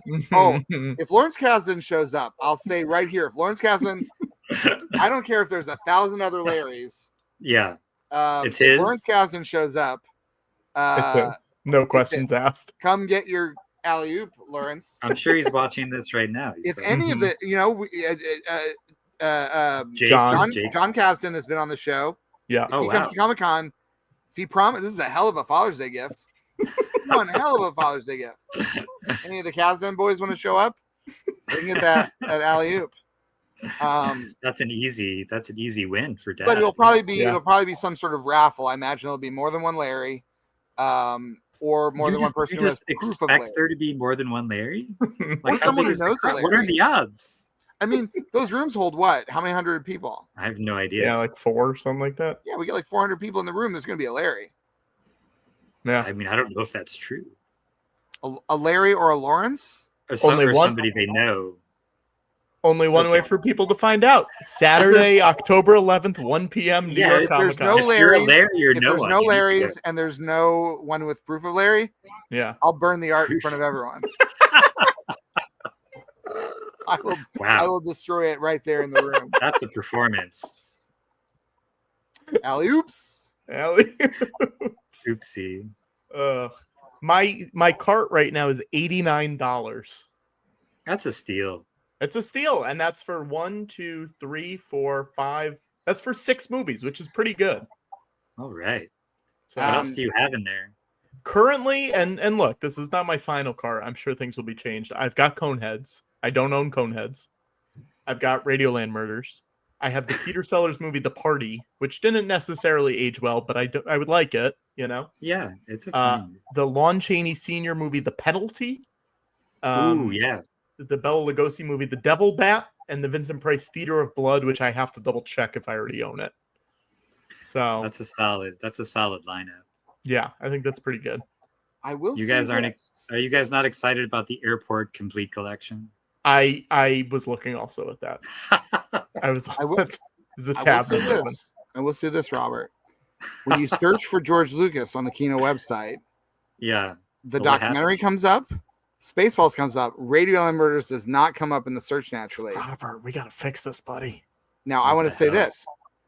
Do you know, can you name Injustice? We're going to play Name That Kino. Oh, shit. Can you name the Steven Spielberg title in your catalog? And I'll say this. It's not Night Gallery, because Night Gallery comes up. The Steven Spielberg title in the Kino Lorber catalog that does not come up when you search for it. Does not come up. I'm going to see if it comes up. Maybe because we could be dealing with another. I don't even know, like something he's produced is what you're saying. I'm not going to give you any more clues. but this could be a situation like what was the film we were talking about before that I should have gotten that I didn't. I don't know. What was the one we said before? That you're like, it's no longer available. Oh, it was Summer of Sam. Sure. Oh yeah, it's definitely there. It's definitely there. It's definitely in the system. I own it. It's on sale, of course. It's a Buddy Steve feature film, theatrical feature film. Oh, someone's guessing in the chat, and I feel like it might be. Is that correct? Strainy's guess? I haven't seen it yet. Nope, not 1941. Okay. But you're close. I don't know. Damn. You got any guesses, Robert? Yeah, I mean, he directed the first episode of Columbo. Yeah, that doesn't come up in the search either. Night Gallery does. So that counts, right? That's right. It does. No, but here's the other thing. This is going to give it away somewhat, but like, this is a film that someone involved in this film could easily get an alley-oop. Someone involved in this film could easily get an alley-oop. The person who made this film could easily get an alley-oop. It's tall. Are they a basketball player? No, they can get the alley-oop from George at... Oh, because their name is Larry. Ba ba Bobby, boo boo boo boo. What is that? Continental Divide. Oh my god. Jeez. Now wait, did he produce this? What is what? Oh, okay. Spielberg produced it. Okay. This was the movie that got him Raiders, I think. And it stars John Belushi and my most requested AskCatmonologist that Patrick has never managed to land. Mm-hmm. Blair Brown. I've Brown. tried. Molly, not from Molly lack of trying. Molly yeah, Dodd. Michael Apted. Okay. My fellow cast member. We made a TV show together. We never met. We made Orange is the New Black together. Wow. I don't know this, Connor. I've never heard of this. I've heard of the movie. Yeah. Have you seen it? I own it. I haven't watched it yet. Directed by the great Michael Apted. Yeah, I saw that. Yeah. Oh, it was written by Lawrence Kasdan. He, of course, did not direct it. His debut was Body Heat directing. But he wrote it, and Michael Apted directed it. Got it. Wow. Wild. And I believe, unless I've got the chronology wrong, I believe that was the film that was like, this guy's good. Maybe he can write Raiders for us. Mm-hmm. So it was released in 1981. Interesting. Makes sense. I love that I'm teaching you about the Kino catalog tonight. It's vast, and I worked on. You can't possibly know. Is this a film you were even aware of, Robert? No. Isn't it funny that you like, because we split up Frank works on like 10 to 15 titles a month. I'm not going to know everything he is working on. You think Frank probably did this one? Absolutely. We got to get Frank in here. So Frank's pumping out Belushi's. He's not even mentioned you. Like, I got another Belushi coming out. Frank is delight. He's like a huge film fan. He knows he's encyclopedic knowledge of films from that era, and super entertaining. So yeah, you should try and get him on it. Do you guys have a closet, Robert? We have a closet. We don't have a Criterion closet. We don't have because all of our titles are now. Well, we have like a conference room. We do have a lot of our discs lined up, but we haven't done a. Here's the thing: closets have been done. You got to find your own thing, like a basement, a bunker. Yeah, I like conference room. The Kino conference room. The Kino conference room. That is where they are actually. Is the conference room. And Frank does a video podcast. Oh, sure. Do you? I'm gonna get in trouble because I can't remember the name at the moment. I can Google it. But I have guested on it. Clearly, the one with the Shelf Space. Shelf Space. Yes. Yeah. I have been on. It's like a huge hit. How do we get on shelf space? Let Connor and I come on shelf space. Let's make this absolutely happen. you can. Where yeah. are you? Where's Kino based? Where are New you York. at? In New York? Yeah, New York City. Yeah, it's Robert, I'm going to be in town in October. Can you get us Times on shelf Square. space in October? Yeah, I'll work it out with Frank and Great. the producer. Can it be filmed? Like, can we go in the conference room and you set it up with all of Kino Lorber's releases? Yes, I mean get a little they're bag, actually I'll be there. Here, I'll show you. This is how it'll be. I'll have a little bag. I'll have a little bag, and I'll be like, We don't want to okay, get so I got my sued for bag. copyright infringement. You know. No. Hold We're, No, but I'll bring this bag from the Lucas Museum of Narrative Art, and I'll be like, You'll take Radioland Murders and I'll be like, Radioland Murders. I've already got this, but I gotta. This will be a good. What's it? Oh, Mr. Peter's Pets.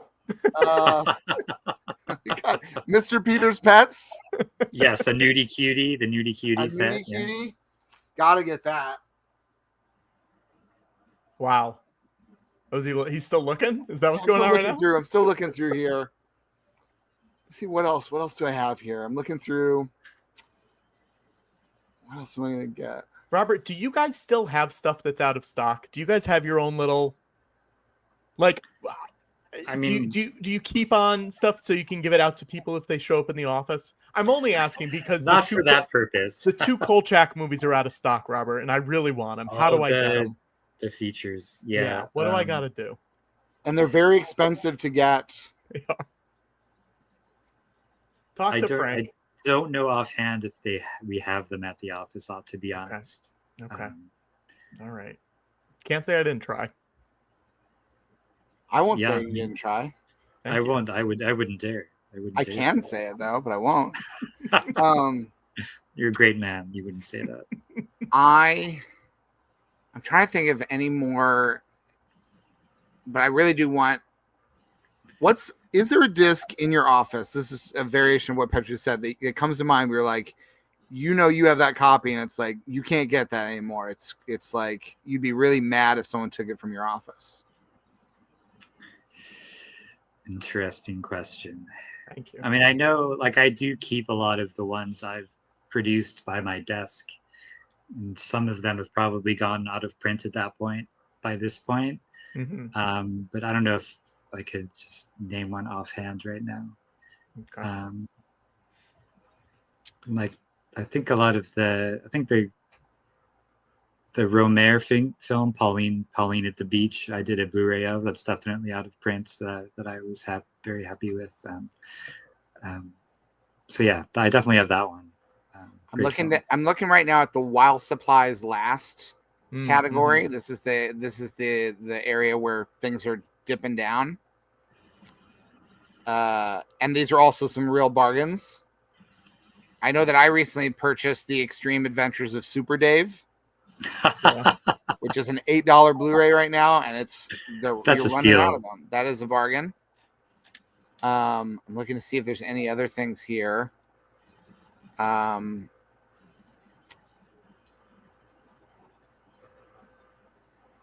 I know I have Making Mr. Right special edition, which is now down to $9.99. John Malkovich as a robot. Beautiful. I'm going to go on this next page.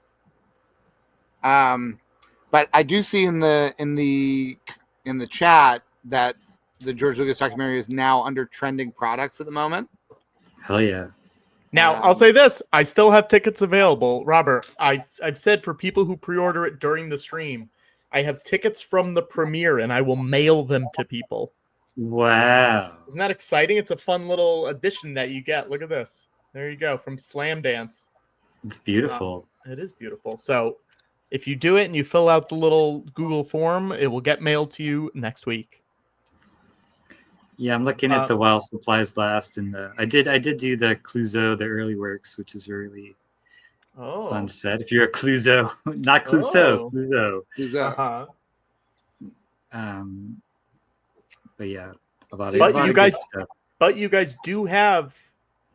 Oh, it might be out of stock. The Alan Arkin Inspector Clouseau movie. So. Are there industry events where is there anything where everybody shows up? Like before my time, there used Not to anymore. be no, like before I even started doing this, like every year there was an event in Vegas that everybody would go to. I forget what it was called, but yeah, it was like a home video expo. Right. And they would all go to like hotels. That would like during the glory days, which was before I got into this business. Like, yeah, at the peak, they would go to Vegas and all get together and talk about the business and get wasted. And Frank like went to like a Burt Reynolds one-man show that he always loves to talk about, where he would just go on. It was like Burt on stage telling like stories from his life. Amazing. I'll say this: who designed the Kino website? Do you know the person who designed it? The designer of the website, or like the person who maintains I know who oversees like the operations of the website. Do they have a cruel streak? Do they have a savage wit, like where they like to sort of like teach people a lesson? Because I was looking up Spike Lee, and there's Summer of Sam there, the one that got away. I have Clockers, I have Jungle Fever, I have Mo Better Blues, I have Crooklyn. There's Summer of Sam. It says availability educational. So I'm like, oh, maybe there's like a version of this where it might be a different price, but if I were an institution of higher learning, I could get a copy of this. Right. So I think, well, let me just see, because maybe it's something where I pay the price, but then I click it, and then it says, here? What happened? This film does not exist. So I'm like, oh, the education was like, they're schooling me. Like you should have got this while you had the chance. Is that the education that you're doing like some troubleshooting for us? So I appreciate that. That's just a mistake. I just learned like a painful lesson. Yeah, that should probably just not be on the site anymore. I think apologies. I think I needed to feel that feeling. A little moment of hope, maybe I can get it. We all need to be humbled once in a while. Like now, I did learn recently that Girl 6 is way out of print. I was reading an essay about it. A whole essay? Yeah. There's this little booklet, this little thing that I never know how to say that. It's the Vinegar Syndrome, like right. They're fancy. They put out this journal, and it's got some fun things in it. But it has this essay about Girl 6 saying that it's Spike Lee's lost masterpiece. And I remember seeing it and not thinking that. But now I'm like curious. But then I looked it up and I'm like, oh, it's deeply out of print. Like it's one of those things that's like insanely expensive to get copies of it. And it's not available online at all either? I mean, I'm always the last to think of that. I'm sure it's somewhere. I'm not in that big a hurry to rewatch it. Right. Oh, but these Kino Summer of Sam's on eBay, they're killing me. Rare oop. I know it's out of print, but now I just think it's value. For it? I don't know. Just be patient. I'll be patient. Everything will come back. Yeah, it's a matter of time. Are there any pressing concerns about the George Lucas doc coming out? What are the things that need to be done? It's really just QC, man. Yeah, like we just got to listen to all 30 of the commentaries that are on the discs themselves. You don't feel the need to listen to the extra ones in the digital archive, the Digital Wonderland? Well, those are, if there's a mistake, you can just re-upload another one. Gotcha. That is true. So they're less pressing. The disc is a physical thing, and it's really expensive if there's a mistake to replace. So those are the biggest projects remaining coming up. But yeah, I would say that's it. I'll say this, Robert. My name is a pitfall. It's filled with CONNOR RATLIFF. I know it's that way on the cover, but like, that's the thing. That's the last thing you check when you go through there, because it's a constant parade of misspellings. The one thing that's happened is actually so far is we've done the Connor Ratliff story instead of a Connor Ratliff story.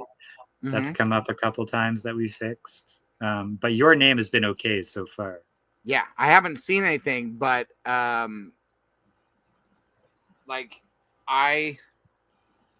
I do a one-person show, and I've had it a regular thing every month, and I've had it introduced where in the introduction they've said my name wrong. Oh, here, I'll show you. I'm wearing the shirt of it. Oh, Look at this. Look at him. wow. There you go. Art by the great Tony Millionaire. Beautiful. Wow. Very, Very regal. Very regal. And I'll go ahead and say this because we got 150 people here. Oh, 5 people left.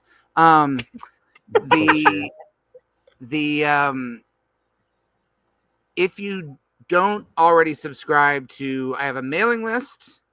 Mm-hmm. There's a link tree that is my name at the end of link tree or whatever.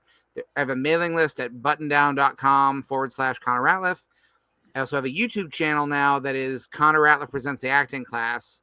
If you look up Connor Ratliff Presents the Acting Class on YouTube, I want to encourage people to subscribe to it because it helps me if people subscribe to it. Mm-hmm. And I'm going to I do this show every month in New York City at UCB. Very recently, it was attended by an Academy Award winning actor who loved the show. I won't say any more than that. It's someone I have tremendous respect for. And they put it in the private chat, and we can react to it. Okay, put it in the private Robert, chat. the private chat is over on your right, I believe, and you can click on that, and we'll be able to react to this together. Wow. Oh. That's a good one.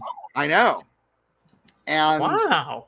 And one of my favorite Oscar wins of all Wow. time. And it was, there have been a few times where I've gotten to meet a very famous person who I have a lot of respect for under what I would say are ideal circumstances, meaning like totally home court advantage. Where they're seeing you do your thing so that like you don't even have room to gush to them and embarrass yourself because they're, like when Mark Hamill did monologues at UCB, I was able to just do improv in front of him. And then he was just like, oh my God, you guys are amazing, and really just looking at the and so anyway, I'm doing that show in Austin, Texas. Connor Ratliff Presents the Acting Class on October 3rd. And it was not Tom Hanks, by the way. Someone guessed Tom Hanks. Not Tom Hanks. Good guess. And then also most likely going to be doing it the night before we do George Lucas Talk Show in Chicago. I'll be doing it at a different venue, not the same venue we're doing George Lucas Talk Show. But that's the thing that I can talk about at a different time. But I do want people in Chicago who are looking at it to just mark your calendars and stay aware, because most of the time when we do shows, we do them at venues where it's like a ticket split. And then the venue is also invested in the show doing well, so they'll help promote it. And you don't have the risk of a straight like venue rental. Mm-hmm. I'm doing the acting class at a specific venue because it is a venue where my dad did improv under Del Close in 1971. Whoa. And it's meaningful to me to do this there. Mm-hmm. And it is a thing where I'm just like, I'm gonna have to. I've already paid a security deposit, and it's one of those things where I'm like, oh, I need X number of people to show up to the show just to not lose money on the show, and then X number of money to like pay for the cost of doing the show. Yeah. But anyway, Robert, do you have a Substack? Let's do your plugs. Yeah, we'll do these plugs. Sure. Yeah. I do like freelance writing, mostly about movies, but sometimes about other stuff. I have a Substack at oldnew.substack.com. One of the ones that was fun to do is if you know the John Ford film Seven Women, but I interviewed the John Ford biographer Joseph McBride, Cool. and we went into a lot of detail about how it was initially received, and that there was 6 minutes of footage that was cut out of the film after the first preview screening. So that was really interesting. We got into that, and that's on the Substack. So That rules. yeah, check that out. That's great. And Thank you for all of your help on this. Yes, lovely to meet you, Robert. Yeah. yeah, great to meet you. You guys are amazing. I love the show. It's really a pleasure to work on this. Well, we're psyched. We're psyched to have it out, and we're psyched to go on. Oh God, what was the name of the show? Shelf Space. Yeah. I'm gonna get in touch with them and make sure they make it happen. Great. I love it. Like, we'll be in touch about when in October you're gonna be here. Yeah. We'll How figure about it out. this? Not a closet, but like a ball pit that people jump into. That's just Blu-ray. It's like you bring the Scrooge you bring the McDuck's, but balls. Blu-ray. Yeah.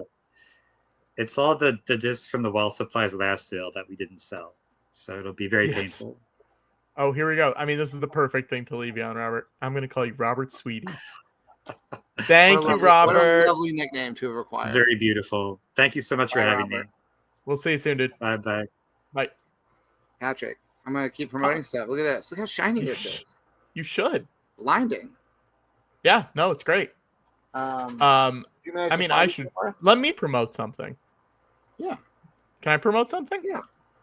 My podcast, which I don't even know if it came out the last time we were doing a live stream, but I have a podcast called Hey That's Me, a commentary podcast. It's me and Brian Lynch, who's a screenwriter, wrote Minions, Secret Life of Pets, a whole bunch of stuff. And we do commentaries on movies and TV shows with people who worked on them who never got to do commentaries. And we have some rad ones that he talked about Wayne's World 2. We had the director of Wayne's World 2 on, and we did an episode of Kids in the Hall that he did, and an episode of Daredevil that he did, because he already had done a Wayne's World 2 one. And so you're telling me you're a commentary guy. I guess I'm a commentary guy now, yeah. And you're interested in commentary. I like commentary. Tell me about your commentary. No, I don't have any. Oh, okay. And I mean, this is a form of commentary, what we're doing here. Yeah. In a way. Yeah. This is the regular version of it. The other one was so shiny. Yeah. So I have a different cover. Different cover? Yeah. Let's see your cover. So this is the new comic that James III and I have written. There you see. Writers. Greta Xella is the artist, and then they have different cover artists for every issue. And this just came out last week. There's my cover. And it's the first of an 8-issue run. And it is about Jumba and Pleakley and Stitch. Has a lot of the other characters in the movie, but they're the core trio of it. And funny and weird. And basically, every issue is a new invention that Jumba has come up with that Pleakley is trying to stop him from inventing. And Stitch usually does something that makes the invention do something that it was not intended to do, or he does something that makes the invention do a more extreme version of what it does. Mm-hmm.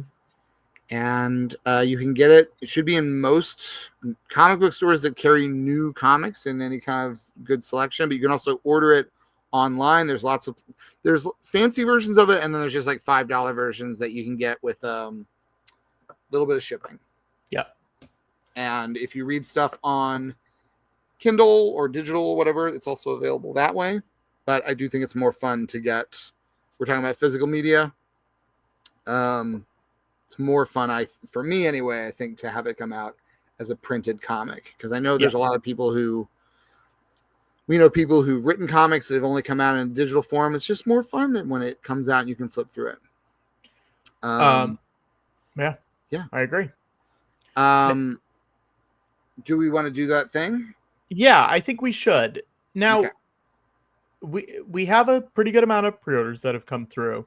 Okay. But I think if we can bump this up and get some more, you and I will do something special that will go on the digital downloads. Okay. What do we want to say? Do we want to say... What's the number now? I don't want to publicly say it. Let's say it in the chat then. To me, the And also, I mean, okay. We'll say that. All right, and now say what you wish it to be.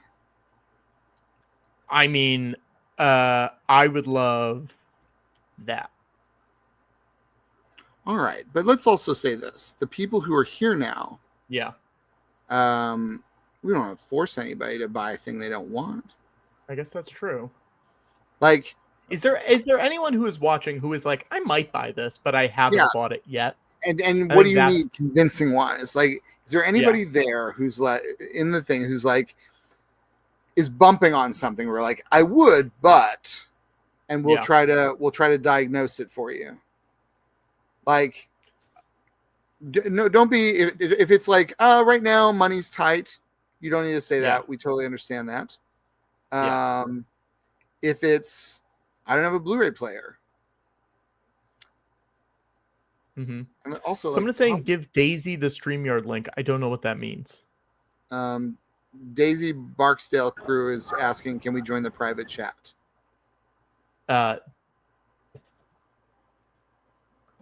Sorry, Daisy. Sorry, Daisy. But look, but you and I want to do something special for people watching this, and I think if we can get a few more pre-order sales, none of the pre-orders really help us that much. It goes to the filmmakers, it goes to stuff like that. The only things that would really help our sales is when we'll have them at the live shows later on. Those are the only kind of ones. I think Kino's a great one to order from, just because they're a smaller company than ordering it from Target or wherever the other links are at this point. But you know, I think that would be the best overall place to order from. But you know, do whatever you want. But I think if we can get some more orders in the next, I don't know, half hour or something like that, if you're considering it, if you're thinking about it and you want to order it, makes a great Christmas gift. And it's you know, it's a documentary that people can watch whether they've seen it or not. I think we should go ahead and just do the thing, because I don't think, unlike when there's like a city on fire, or even when we were in tremendous debt from having underestimated how expensive the Edinburgh Fringe was going to be. I think this is a leisurely pursuit.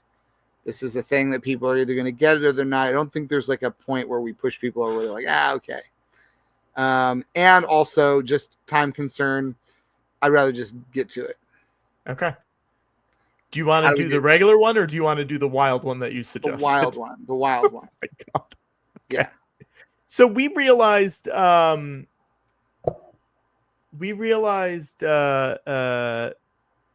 you and I had not done a commentary for this, just you and I together. Yeah. And I think we want to do one now, right? Yeah. Now I sent you a link because you came up with an idea today that I'm just going to say is stupid.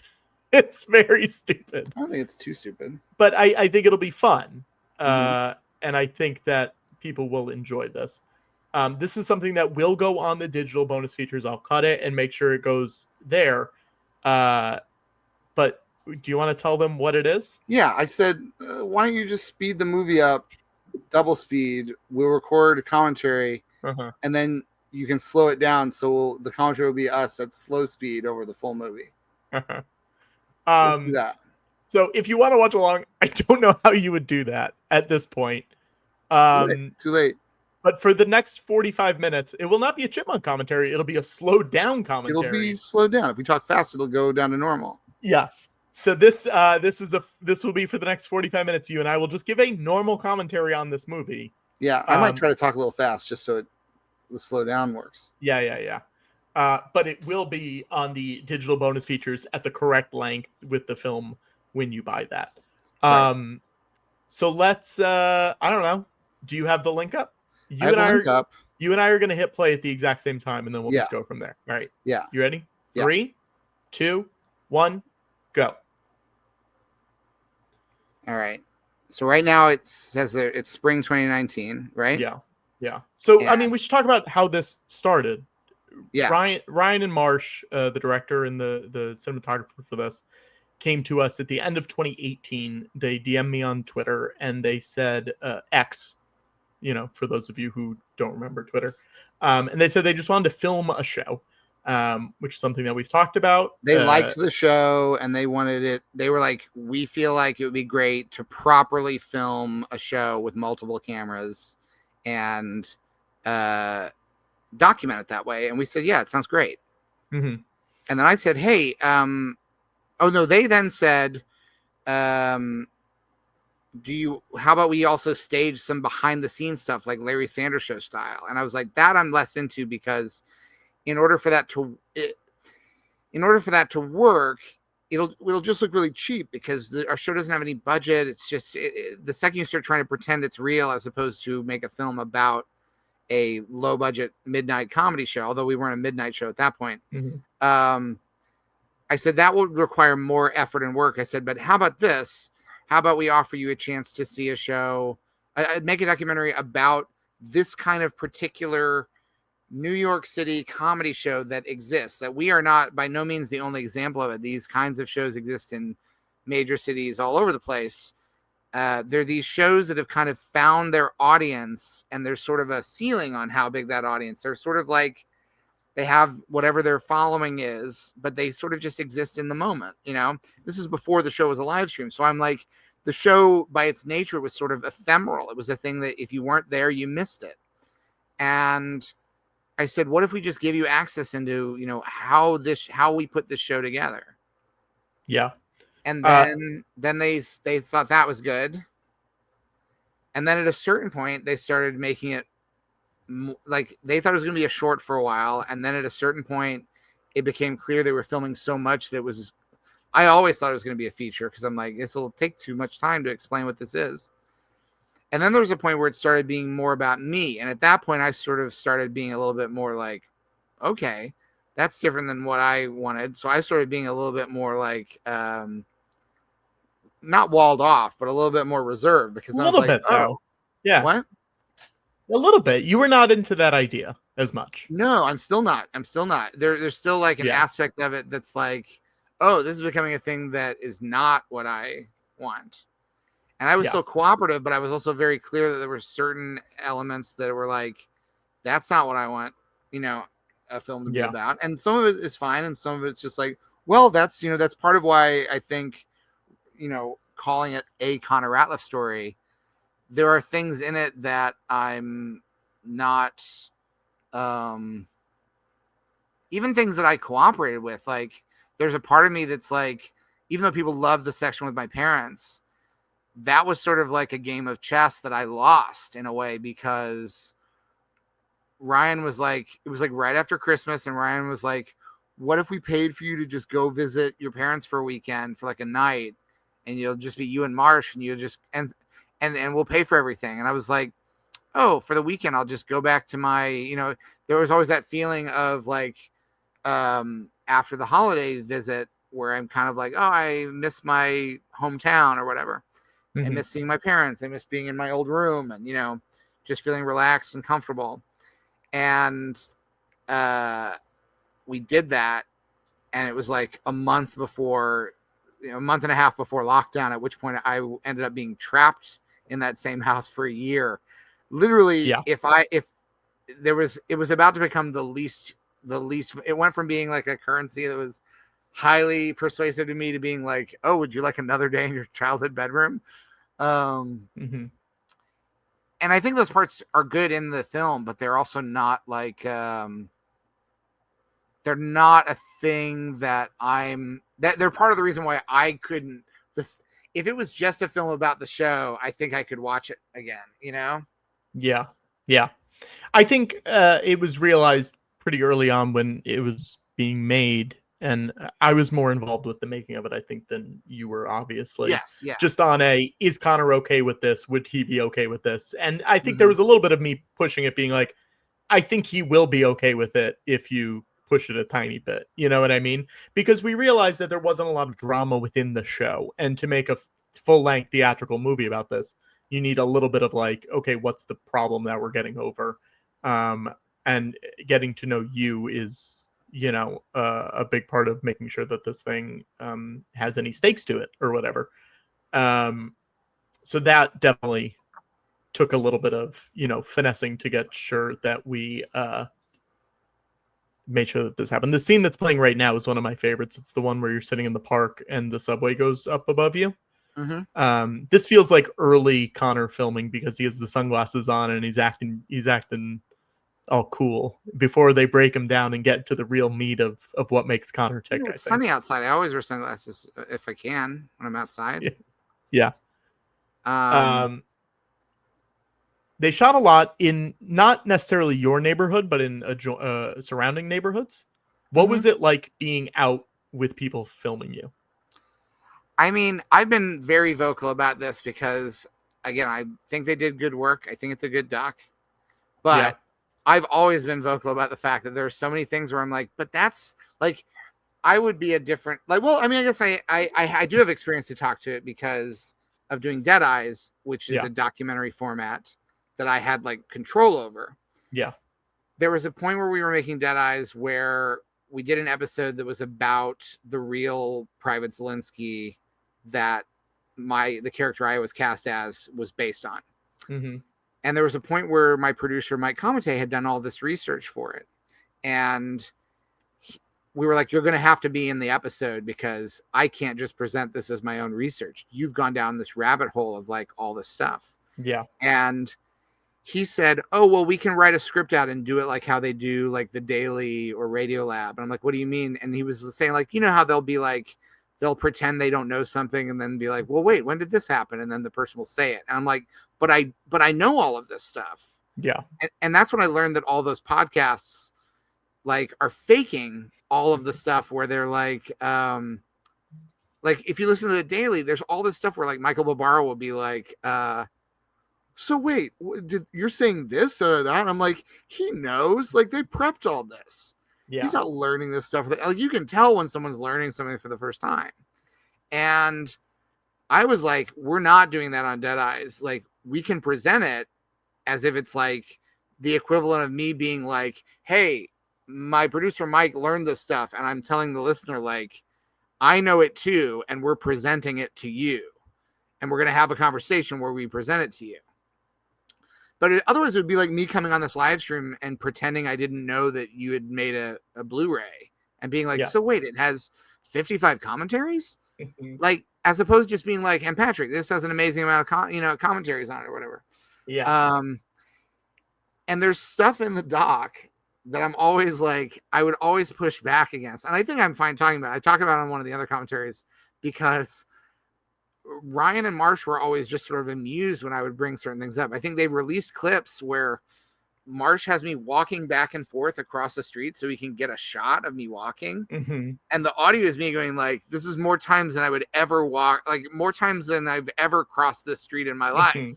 Mm-hmm. Because he kept wanting to like get the shot as if it's a narrative film where it's fine in a narrative film if you do a number of takes to get a shot. But there was always stuff where they were like, will you do this?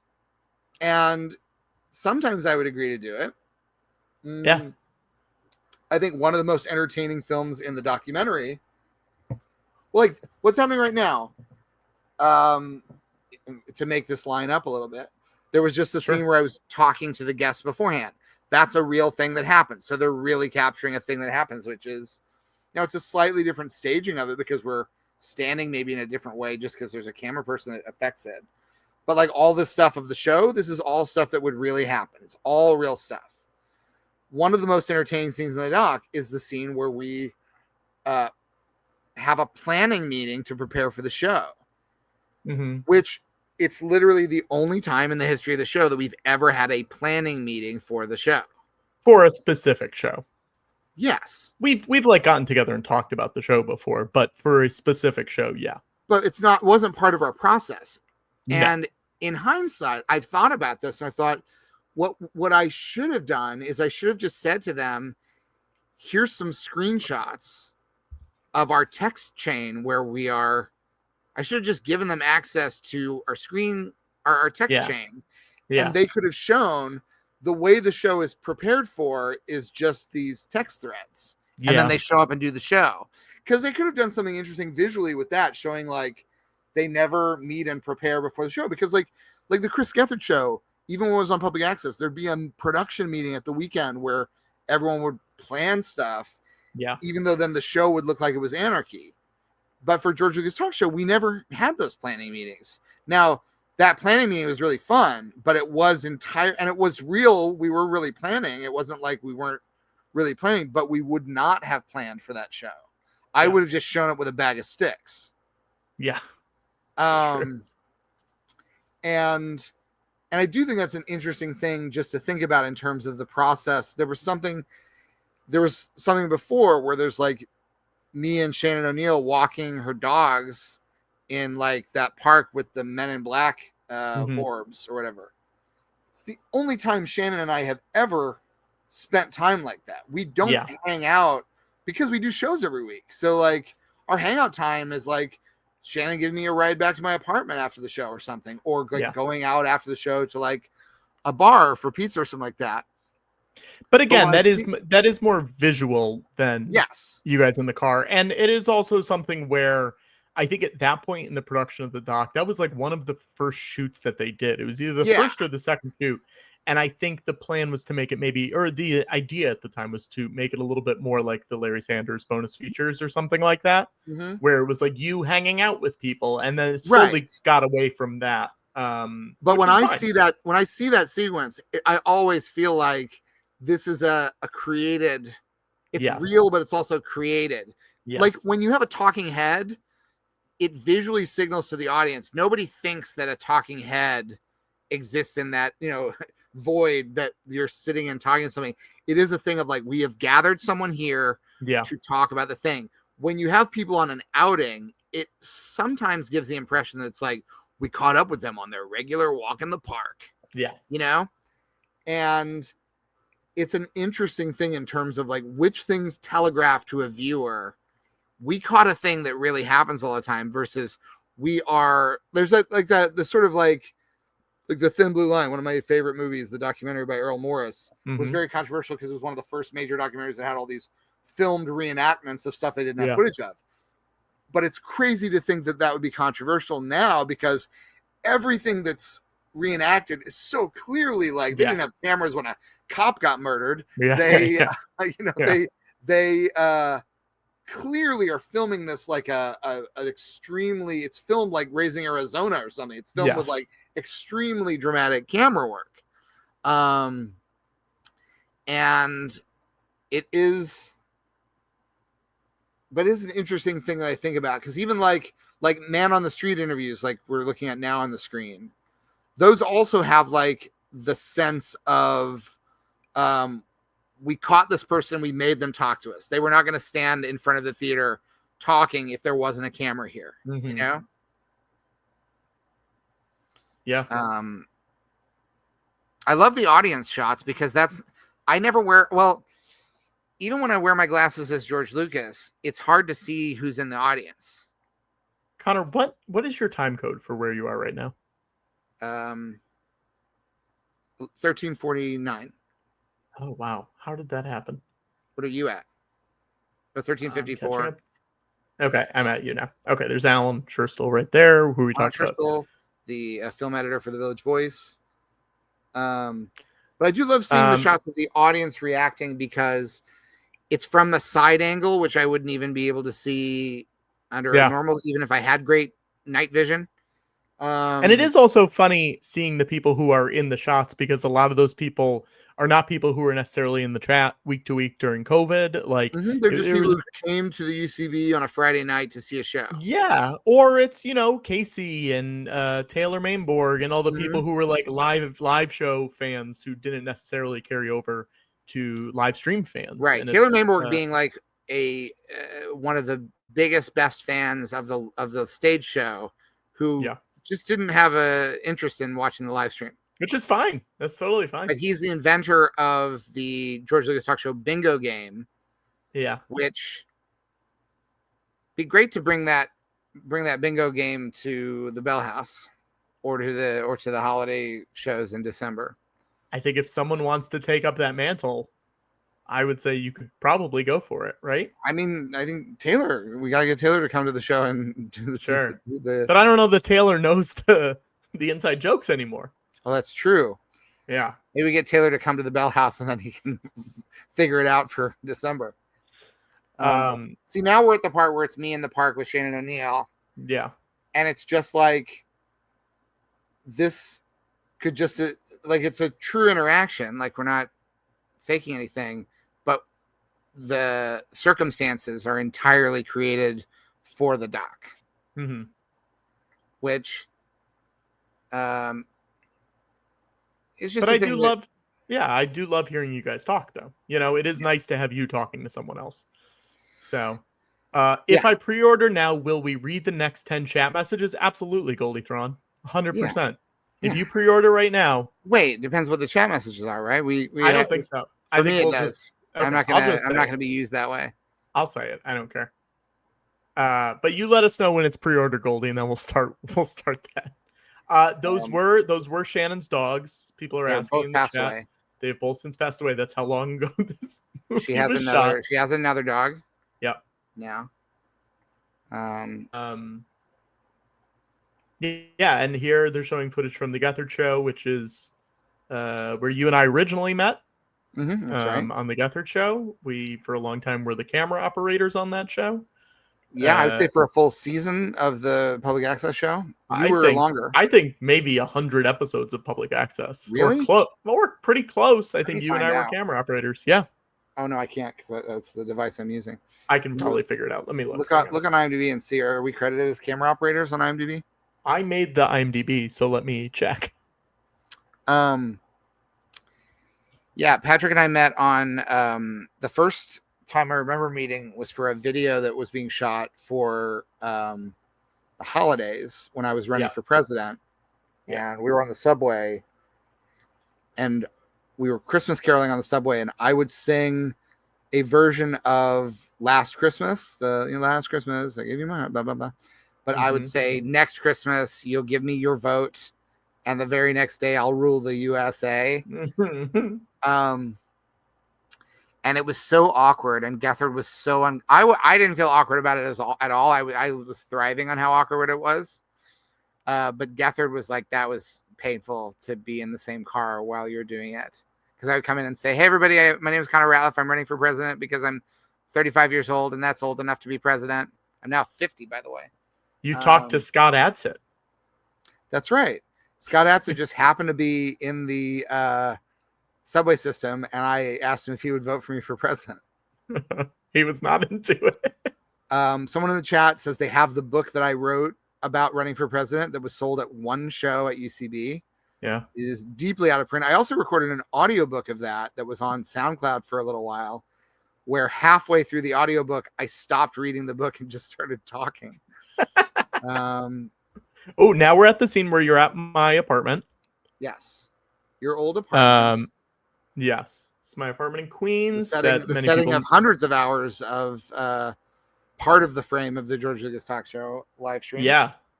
It very much looks like pre-COVID because it's so clean and there's not a lot of stuff there. And during COVID, I bought a lot of stuff, and it really took over that apartment in a wild way.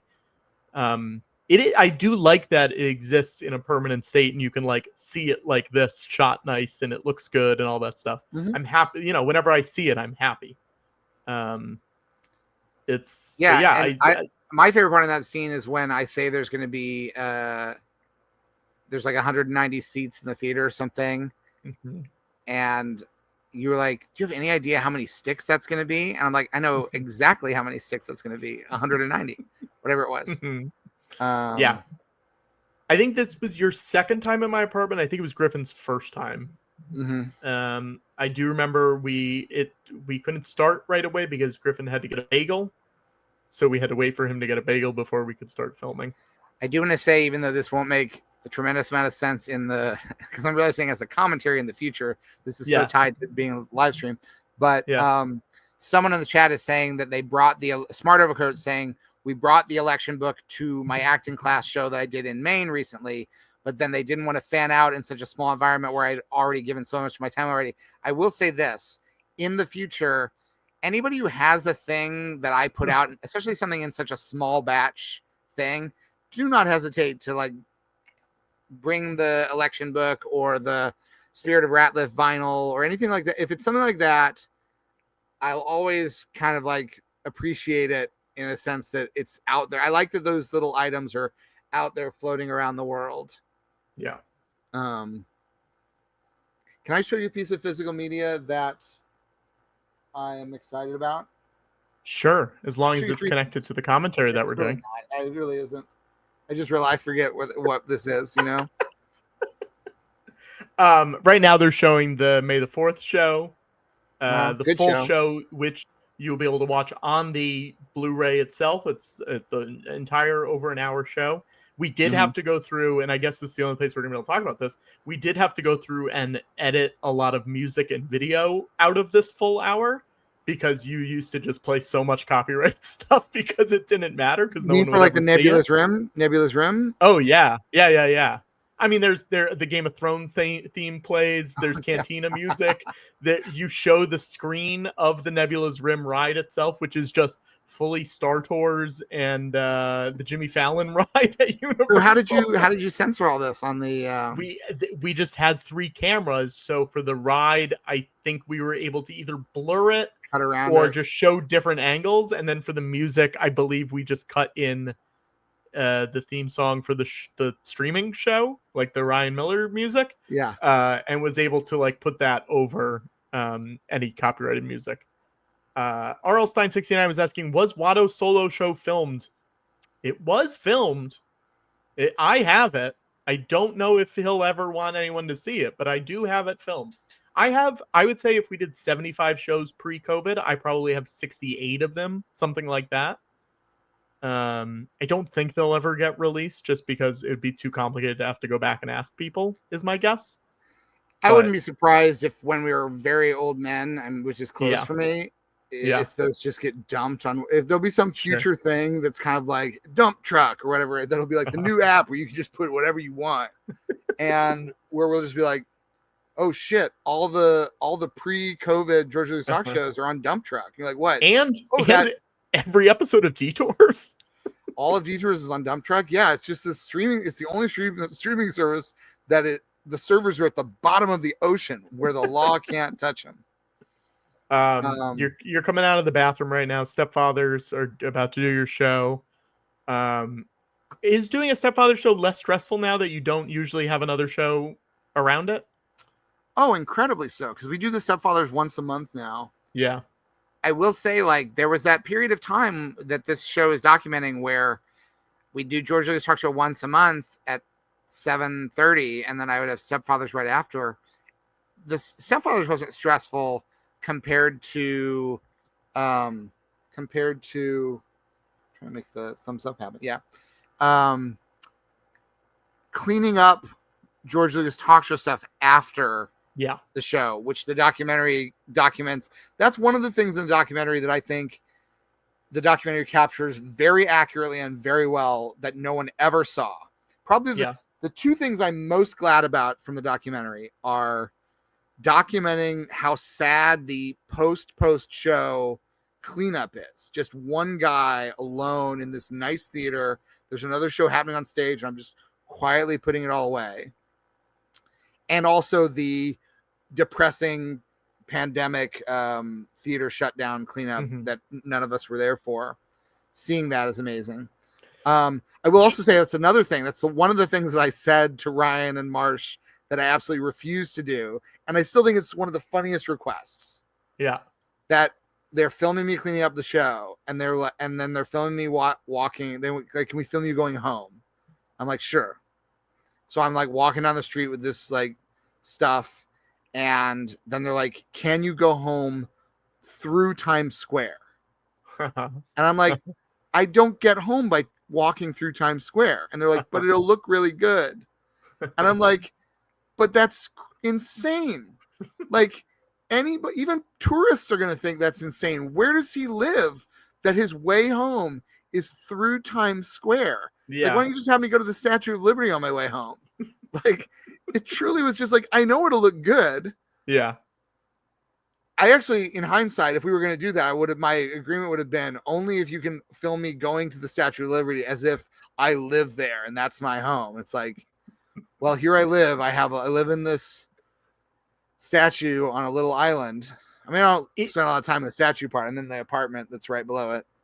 Now, you cleaning up by yourself. We should talk about this Yeah. because I don't know if we've ever really talked about this.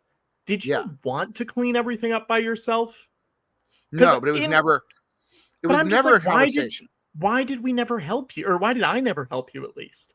Because you left. You would have had to wait through a whole hour-plus long show after. I guess so. Oh yeah, I guess so. I guess that's true. It wasn't your job. You know what I mean? Like you weren't getting paid for this. Your job was like booking the guests. Yeah. And helping out if there was some other stuff to do, filming the show. But it wasn't like I wouldn't have asked you, hey Patrick, can you stay until 10:30? Yeah. And clean up from a 7:30 show. So usually, like, if you guys would go out after the show, I had a show to do. Sure. And so it really was just like, there was never a thing where I was like, everyone abandoned me. But it was just like, I'm the only one left to clean it up. Because I wouldn't have wanted everybody cleaning up during Stepfathers, because the more people you have doing it, the noisier it potentially is. Mm-hmm. Whereas I could just do it slowly and quietly. We got Jeff Falzone on screen right now. It was never a thing where it was like a dereliction on your part that you weren't doing it. Yeah. Are you at? I'm at 26:39. Are you there as well? Oh no! How does this keep happening? That's fine. All right, now you're talking. Yeah. There's a lot of fun stuff on the Blu-ray that I'm sure people are finding. Someone said that their first show was the 5th anniversary show with Z-Way and BB Newirth and Derek Delgadio, which they did film partially for the show, but we didn't have people sign releases for some reason, so they didn't film the guests. So on one of the deleted scenes is your 5th anniversary like monologue talking about how we've been doing the show for 5 years, and that's really cool. And it was something that I didn't remember, but there's no guests in it, so we're okay to release it. Yeah. Do we have the audio of the guests? I have the full show filmed from my end, but all of the like professionally shot stuff is either just you or just Griffin. So that's going to be on Dump Truck. Probably, I'm going to say, I think Griffin recently sent me a photograph. Oh shit. I realize when I do that, it stops the thing. Of who's the older actor who was in Gladiator? Oliver Reed. Yes. When he was in Gladiator was, I think, 61. Uh-huh. But he looked like he was 90. Yeah. And so 61, I think, is when we're going to release all that. When I'm 61, we'll release all this audio. Do you want me to set? I can set it all to premiere 11 years from now. Well, on Dump Truck or on YouTube, whatever. Yeah, and someone just said Dump Truck with TRUK. That's exactly how it'll be. But is the Baron and the Junk Dealer on the Blu-ray? That is what someone is asking. Nope. It's also not a DVD. It's also not a DVD. This show is not a podcast. It is not a DVD. I think now podcast has changed to the point where the show is a podcast. I know. Isn't that weird that we kind of are just a podcast now? Yeah, because how are we different than Good Hang? I know. One of Time Magazine's 100 best podcasts of all time. Should we release all of the back episodes just as audio only on Apple? That would be really funny to do. It would be funny.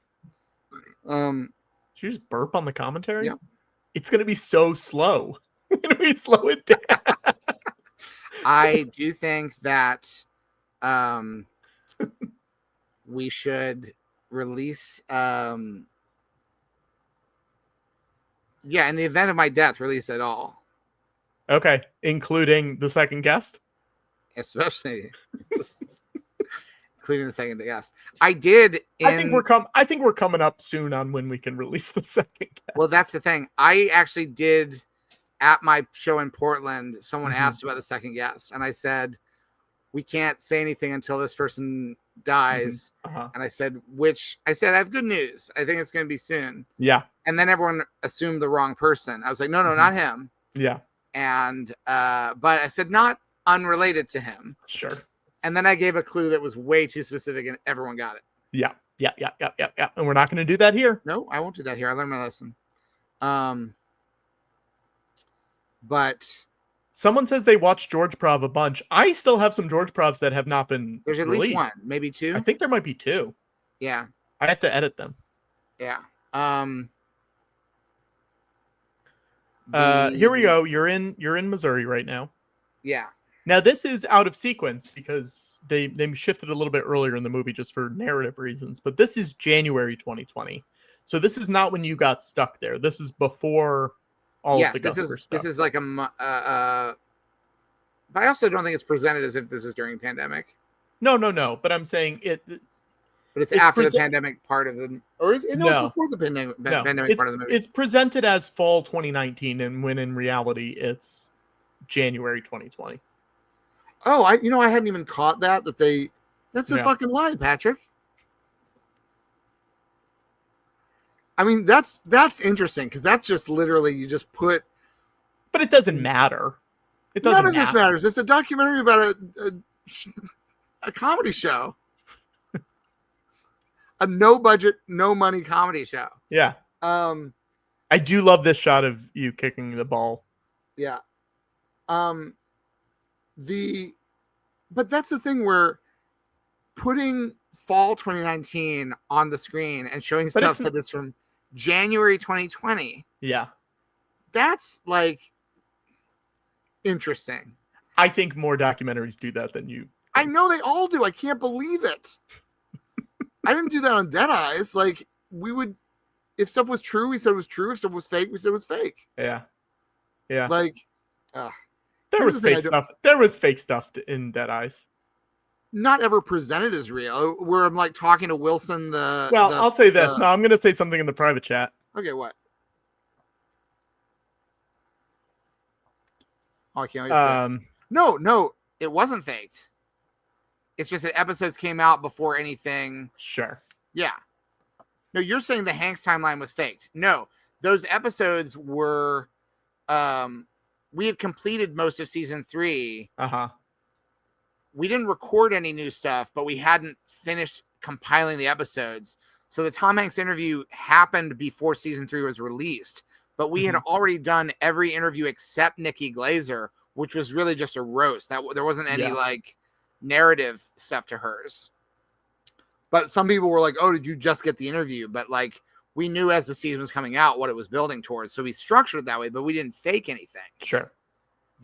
I'll say it. There's another thing here. Since you brought the fall 2019 thing out of the bag, I didn't do anything. But go ahead. What did you just do? I didn't make this movie. No, but you just let the cat out of the bag. Sure. So I don't remember whether I say this on any other commentary, but there was a thing where Ryan came to me at one point and he was like, "Listen, we're gonna fake another thing. Is this okay with you?" Because I was the only person who was like, "Wait, are we gonna?" Because they'd be like, "Can you walk back up the stairs?" I'm like, "Why?" And they're like, "So we can get a good shot of you walking down the stairs." I'm like, "Okay, but like, you understand it's not documentary footage. If I'm acting like I needed to walk down the stairs, you know?" Yeah. And there's a part where my mom attends a show for the first time, really. Yes. Because previously, whenever I was doing these shows, they were at midnight most of the time, and my parents had never been in town when there was one that was easy to attend. And it's presented that my mom is at the Life Day show in December of 2019. My mom is shown being in the audience for that show. In reality, my mom came to New York in February for her birthday and attended the very last ever like pre-pandemic one that I was part of. Yeah. And so that was the show she was in the audience for.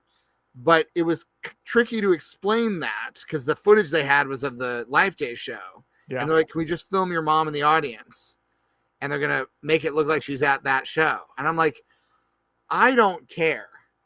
But I will tell you this. Like, she wasn't at that December show. I get why you're doing it. Yeah. But I'm like, there would never be a time where my mom would come to New York City on her own in December to see a George Lucas talk show. Because my parents used to visit for Thanksgiving, and then I would go home for the holidays in late December. So I'm like, there's no world where she would come back in December. And when my mom saw this movie, she was like confused by, I mean, both my parents are, I mean, we're all older. I'm 50 now. You can kick and stretch and kick. I can kick and stretch and kick. And they were like trying to figure out, and I'm like, it's all been like, you know, done in a different order because it was easier to tell that story. And I'm like, well, you know, it's also easier to just make the Bad News Bears or something where you have a script. You're like, we just need to film all these scenes. But it is something that, from a narrative perspective, they didn't shoot the February show, which it costs a lot of money to shoot every show. You know, you got to get the cameras, you got to get all that stuff. But also, like, you end in December 2019, and that is like the thing before the COVID stuff happens. But it's so, very easy for people who know about the George Lucas Talk Show to know that we did a show in January 2020. We did a show in February 2020. Then Griffin did his one Toydarian show in March of 2021. Then it shut down. Like, this timeline is clear. And the documentary makes it look like our last show is the Life Day show. And then I say some things that are prescient in a weird way. I don't think anyone has mentioned this until right now, though. Well, because nobody cares. Anyway, people are just getting the updates here. Yeah. I mean, it's snowing now. We're in winter 2019, supposedly.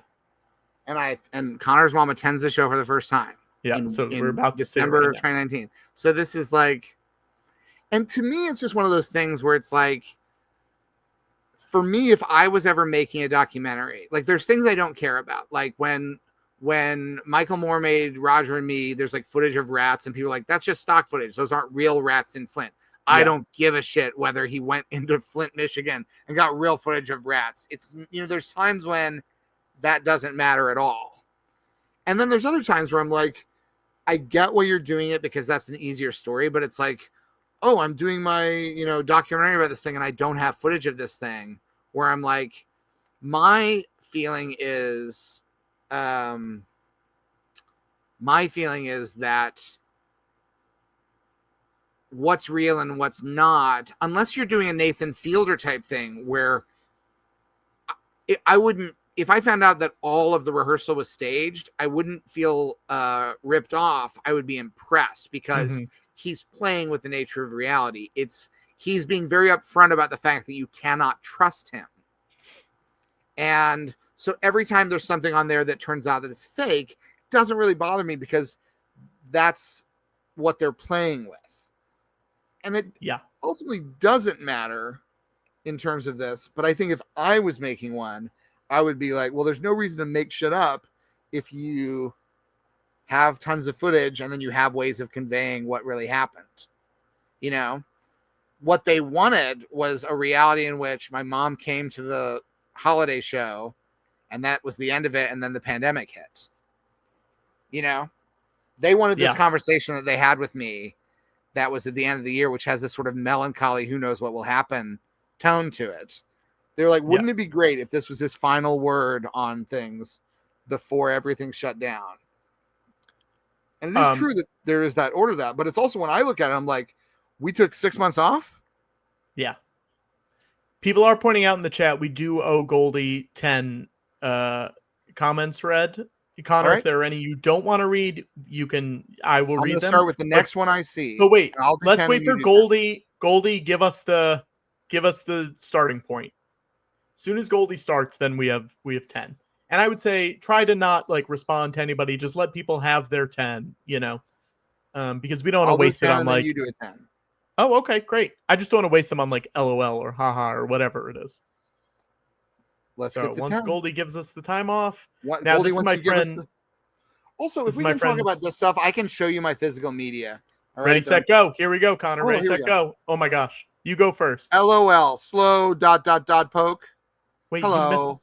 You missed so many. Start on the Aquafina fan club, Prez. I've already done 3. Hi, guys. I love comedy. I'm just doing the ones I see that pop up. Okay. I've done 4 now. Josh can come to the phone right now. Let me do a second take now that I know what you want. Josh, Josh can come to the phone right now. Guys, I wasted all my good comments. I made a video game demo and there's a GLTS Easter egg in it. Oh my God, we are so famous, everyone. Baba Booey, best bit ever. Chat explodes. Release the Watto Solo Show. May detours be with you. Hi, Mom. I'm on a Blu-ray commentary. All right, now you do something, Patrick. I love Connor going rogue with this. Guinness World Record holders. Wow, they slowed down. Significantly slowed down. I guess everyone got tired of this. You don't want Patrick reading them. Another one. Goldie Thrawn is my friend. Patrick too structured. This has Darcy read the comments energy. Oh, I guess we should keep talking, huh? Release the Zooks cut. Hashtag Ken Plume. That's it. Patrick only gets 4 comments. Just one more thing. Carrot. I did remember there was a show after December 2019, but I think it's fine. Of course it's fine, but it's all, you know that song, It's Not Right, But It's Okay? That's about this. The Whitney Houston song, It's Not Right, But It's Okay. Yeah. That's how I feel about the ethical lapses of this documentary. I heard you've been talking about me. Oh, is Bleak House coming out soon, Connor? I had a thought of doing an audiobook for the second volume. But who knows? I don't know. We're in no rush. I think you and I would get that done. I think it would be very hard to get Griffin to do a third of Bleak House. Well, I could just get him to do certain characters in it. Sure. Oh, sure. Here's a Blu-ray I have. Okay. I haven't seen it.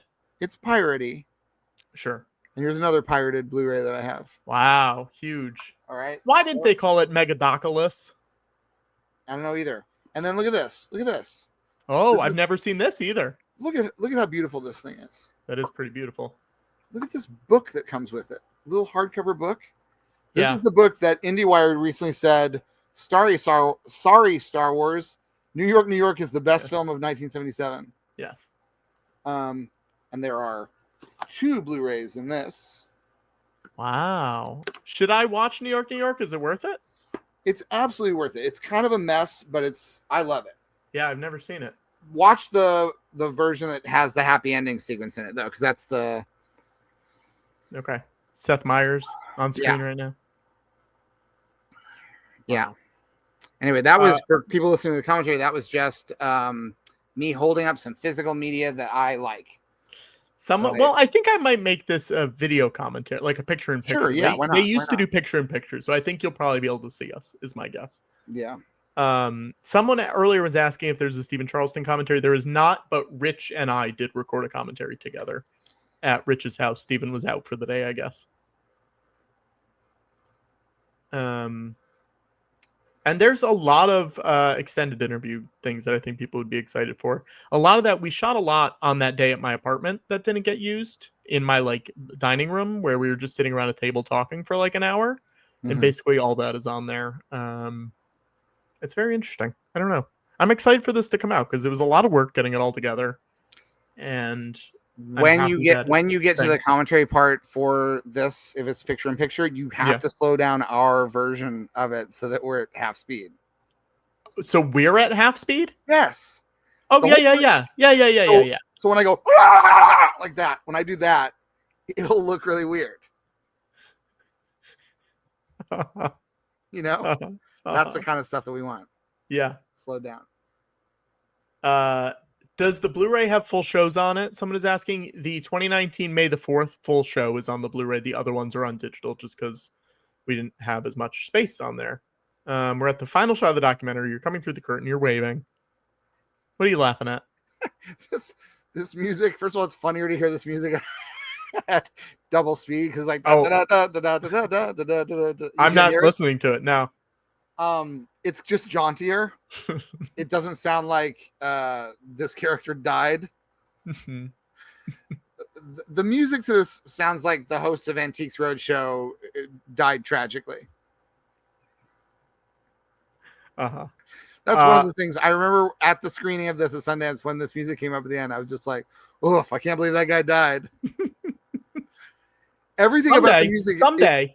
I know, but everything about the music to this documentary in those places sounds like it's like, what a sad thing. He is gone.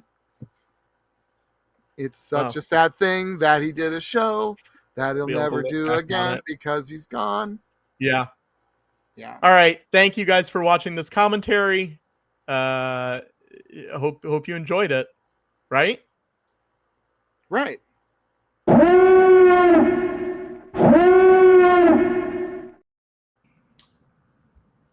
Hi, Bendis. How are you? Hello. Hi. I have not seen 1 second of this. I've been at Rose City Comic Con all day, so I have no idea. How was it? It was really, it's really sweet. It's a hometown show, and it's really about comics. Which, Connor, you are now a member of the community. Have you guys been talking about it? Yeah, we make comics. Very I'm cool. Mazel so tov, as thrilled. we say in the business. So thrilled to join the community. How you feeling about it? Feel pretty good. It's been really fun. It was fun to go into a comic book store and see copies of it in the comic book store right next to all the others, you know? Never gets old. It's not something that I thought would ever happen. I think because in my mind, it was a goal for such a long time, but I always envisioned that I would write and draw. I always thought that was always the goal. And the part that was always hard to me was I would think of stuff and then I'd be like exhausted having to draw the same character 8 times. And I'd be like, I don't like this character anymore, you know?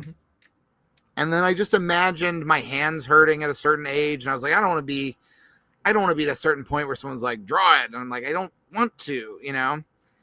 And I never thought about it in terms of that I could write and then make someone else draw it and that they would do that. And it's so delightful, you know? Well, it's not make someone else draw it. It's, you know, I think there's another word you're looking for. They want to. More collaborative word. They want to. They get paid to. But I feel like they don't draw stuff and make us write it. Some do. It's rare, but it does. There's any version of the collaboration has happened. Yes, You but know, in the version I've experienced so far, it's been one of those things where I'll think like maybe this happens, and then I see it and I'm like, oh my gosh, they really did it. It's addictive as hell. It is so because I drew my own stuff for like 10 years. Mhm. So like a good chunk of my life was that, and then pivoting to I just have the best artist in the universe. Like I think of it, go to bed, I wake up and it's Alex Maleev drew a Daredevil landscape that's better than anything I'll ever be able to do, and I've proven that in the 90s that there's a limit to what I can do. So it's an incredible experience, and I will say, when I was writing a million books at once, part of it was full addiction to getting the art in. It's a very addictive thing. Do you keep a lot of the art? No, you know, for a lot of artists, it's a way they really supplement their income. They sell the art on the market, so the good stuff goes, you know, to the highest bidder. But over the years, I have been bequeathed quite a few lovely, amazing pieces that mean the world to me. Some people have given me art I can't believe. I go, you would give me this? Like you could eBay this now. Like known commodities. So like Jim Lee gave me a Superman, and insane. Walt Simonson gave me a piece that we did together. Yeah, look at that. There you go. Connor, explain this, Connor. This is an original Alley Oop sketch. Remember Alley Oop? Of course. Yeah. And we're gonna give that away at Comic-Con because real George Lucas went to San Diego Comic-Con. Yeah. And when I'm watching the video of it, he was talking about how I've always collected narrative art, even when I couldn't afford it. And his example was when he was in his 20s and didn't have money yet, that he would buy original comic strip art because in that era it was not valued. It was and he's like, I could get an alley-oop. I could get an original alley-oop for $30. And then I went on eBay immediately, and that sketch, and now he was talking about a full strip, but that sketch was $28. It ended up being $31 with shipping, and I was like, we got an alley-oop for the George Lucas Talk Show for $30.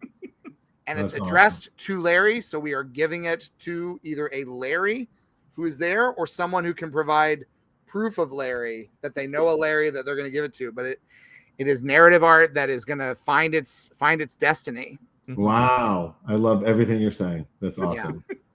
So that's cool. So do you see yourself like doing more? I mean, I didn't realize this had been on your mind some more. We are already we are doing this. James the Third and I are co-writing these things. We were doing a comedy podcast called Tiny Dinos. Yep. And then Nate Cosby, the editor at Dynamite Entertainment, was one of the few people who heard that podcast. And he was like, oh, our thing was about crazy science. And he's like, you guys would probably be really good doing Stitch because it's going to be about Jumba and he does weird science. So it was lined up so perfectly. We are already, I'm going to put it in the private chat. We are already doing, okay. There's comments. These are secrets. Hi, everybody. Private chat. We are already doing 2 other things that we are working on that haven't been announced yet. Okay. Whoa, that's fun. And pre-ordered already. Don't even have to finish it. Already rules. Wow, that's cool too. Look at you guys. So 2 things that are going to be there, and I've also pitched something that, whether it ever happens, depends on a lot of things. But I can do this without spoiling it. That top one, is on my one-day list as well. And so many great artists have drawn that thing that you feel like, oh, what like it's like to me that character is like Batman, where like so many people have made their highest art with it. Like, ooh, what would mine even be? And that's what I think about that. That one, and now we're totally did I word that well without spoiling anything? We're totally in frustrating blind item territory. But what I will say with that one is that with the Stitch comics, we had this whole process for writing it. And when we started writing that top one that I put, I just started writing it, and it was just like I had written 18 pages of it before James was like, slow down, stop. And I was like, this is just because that is sort of the crazier version of that. This is the thing that I pitched that I really want to happen because it makes sense. Could it happen? Sense. Like, is there any legal way that could possibly happen in this universe? I think it's the same company owns it, right? It doesn't. It's just a matter of getting the license to do it. But that idea is that is the way to bring a dead IP fully back to life, as in like, I mean, that might make people guess it, but it is an IP that bring that IP back to life. You could like start making the toys tomorrow, you know? I can't word it well, but if gold could be spun there, you're the one to do it. There's also like a funny, it's almost like, I'm imagining this is part of being in the fraternity of people who work in comic books, that you have this almost punishing, I won't say self-hating, but a thing where it's like, hey, I created a thing and they made a $100 million movie out of it, and you're still like got whatever your page rate was. So it's like a weird thrill. Like, isn't it cool that a bunch of people have gotten fully rich off of a thing that I got reasonably compensated for in a very small way? That what I am trying to do there is like, I am actively like, I'll be so excited if another company is able to make a shit ton of money, and I'll be like, that's my fault. And it'll be like, I will have made like a very small pittance for it, but I'll be like, you know why people are buying those things at $5 below? It's because of me. That's very funny. Well, I do want to offer to you that if you're feeling this passionate about this space, that maybe an original creator-owned idea would be that, because that in itself is very addictive as well. I would love that. Also reminds me, I also forgot a thing, because they haven't approved what I sent in yet, but a solo thing that they offered me, one solo thing that I was like, I don't think I can do that. And then they offered me another solo thing just to write by myself. And I came up with a thing for it. And the thing that in my mind is my inspiration for the tone of the series is one of the great creator-owned titles. This doesn't spoil anything about the thing I'm talking about, but it'll make sense to you. is Gru the Wanderer, the Sergio Aragonés, which I love Gru. Yeah, if people haven't read Gru the Wanderer, it is one of the funniest and most beautiful looking funny comics ever drawn. Mulching is a process of inbred fertilization which employs certain decomposed organic material, including but not limited to animal sediment, to fertilize an area in which vegetation is desired. That is the definition of mulch, which was a running gag in Gru the Wanderer. I remember that from the 80s. I've never read that in so long. I can't believe you just pulled that out of my head. I haven't said that out loud in a long time. Wow. But I mean, that makes sense. That title that I just typed for you, when I was writing my outlines, I'm like, what does this rhythm feel like to me? And what I realized is I was writing comedic adventure stories about someone who doesn't usually win. Or if they do win, it's in a weird way or by accident or something. Yeah. And Gru stories are always like that, where every Gru story, either if he's winning, there's someone in the background who's like losing. There's usually a whole village that's on fire, or they're fighting amongst themselves, and Gru's like, I did a good job. Or he's being actively chased by an angry mob. Yeah. But you can just do that, right? I don't think you need permission, not to be spoiling. Well, yeah, but that I only thought of that because that's my inspiration. But yeah, that is one of the things that, like, even though Marvel published that for a while, it was under their Epic or whatever label that was briefly like a creator owned, like Marvel experimented with creator owned comics for a while. Then they decided it wasn't for them. But I think I think Bendis is talking about the IP that you mentioned. Yeah, I could do that on my own. Yeah, you could just do it. Yeah, I could, but I want to do it right. Like no one owns that. It's true, but I want to do it for them just because more people will read it if I do that one. And then later, if I was just going to have a completely original idea or an idea that I owned or something like that, it wouldn't be that. It would be something that I fully created on my own, I think. But you've also had some ideas in the podcast space that could translate well. That's true, yeah. Well, it just Tiny Dinos could really pop as novel series on a couple levels, like like how Turtles accidentally turned into the real thing. Yeah. Mm-hmm. Yeah. Yeah.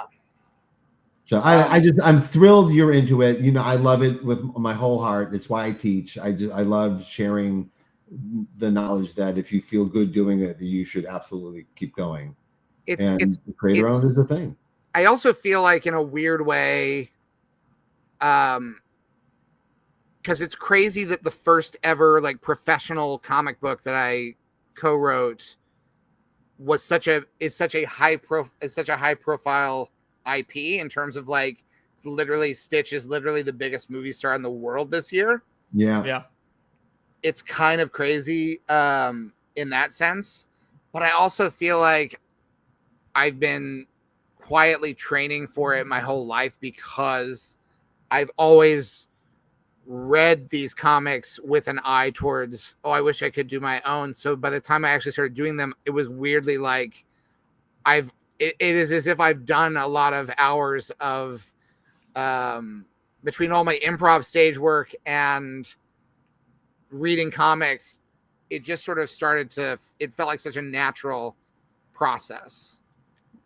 Well, watch this pivot into I mentioned this on my commentary of the George Lucas talk show, that I gravitate towards your guys' creative space because they're so similar. The collaboration energy that you need to get to the good stuff is so similar, and the rules of improv really match making good comics, probably making good anything, but I can really, particularly when like comics is always best when they're elevating the idea, particularly. So it's all elevated genre, all of it, right? So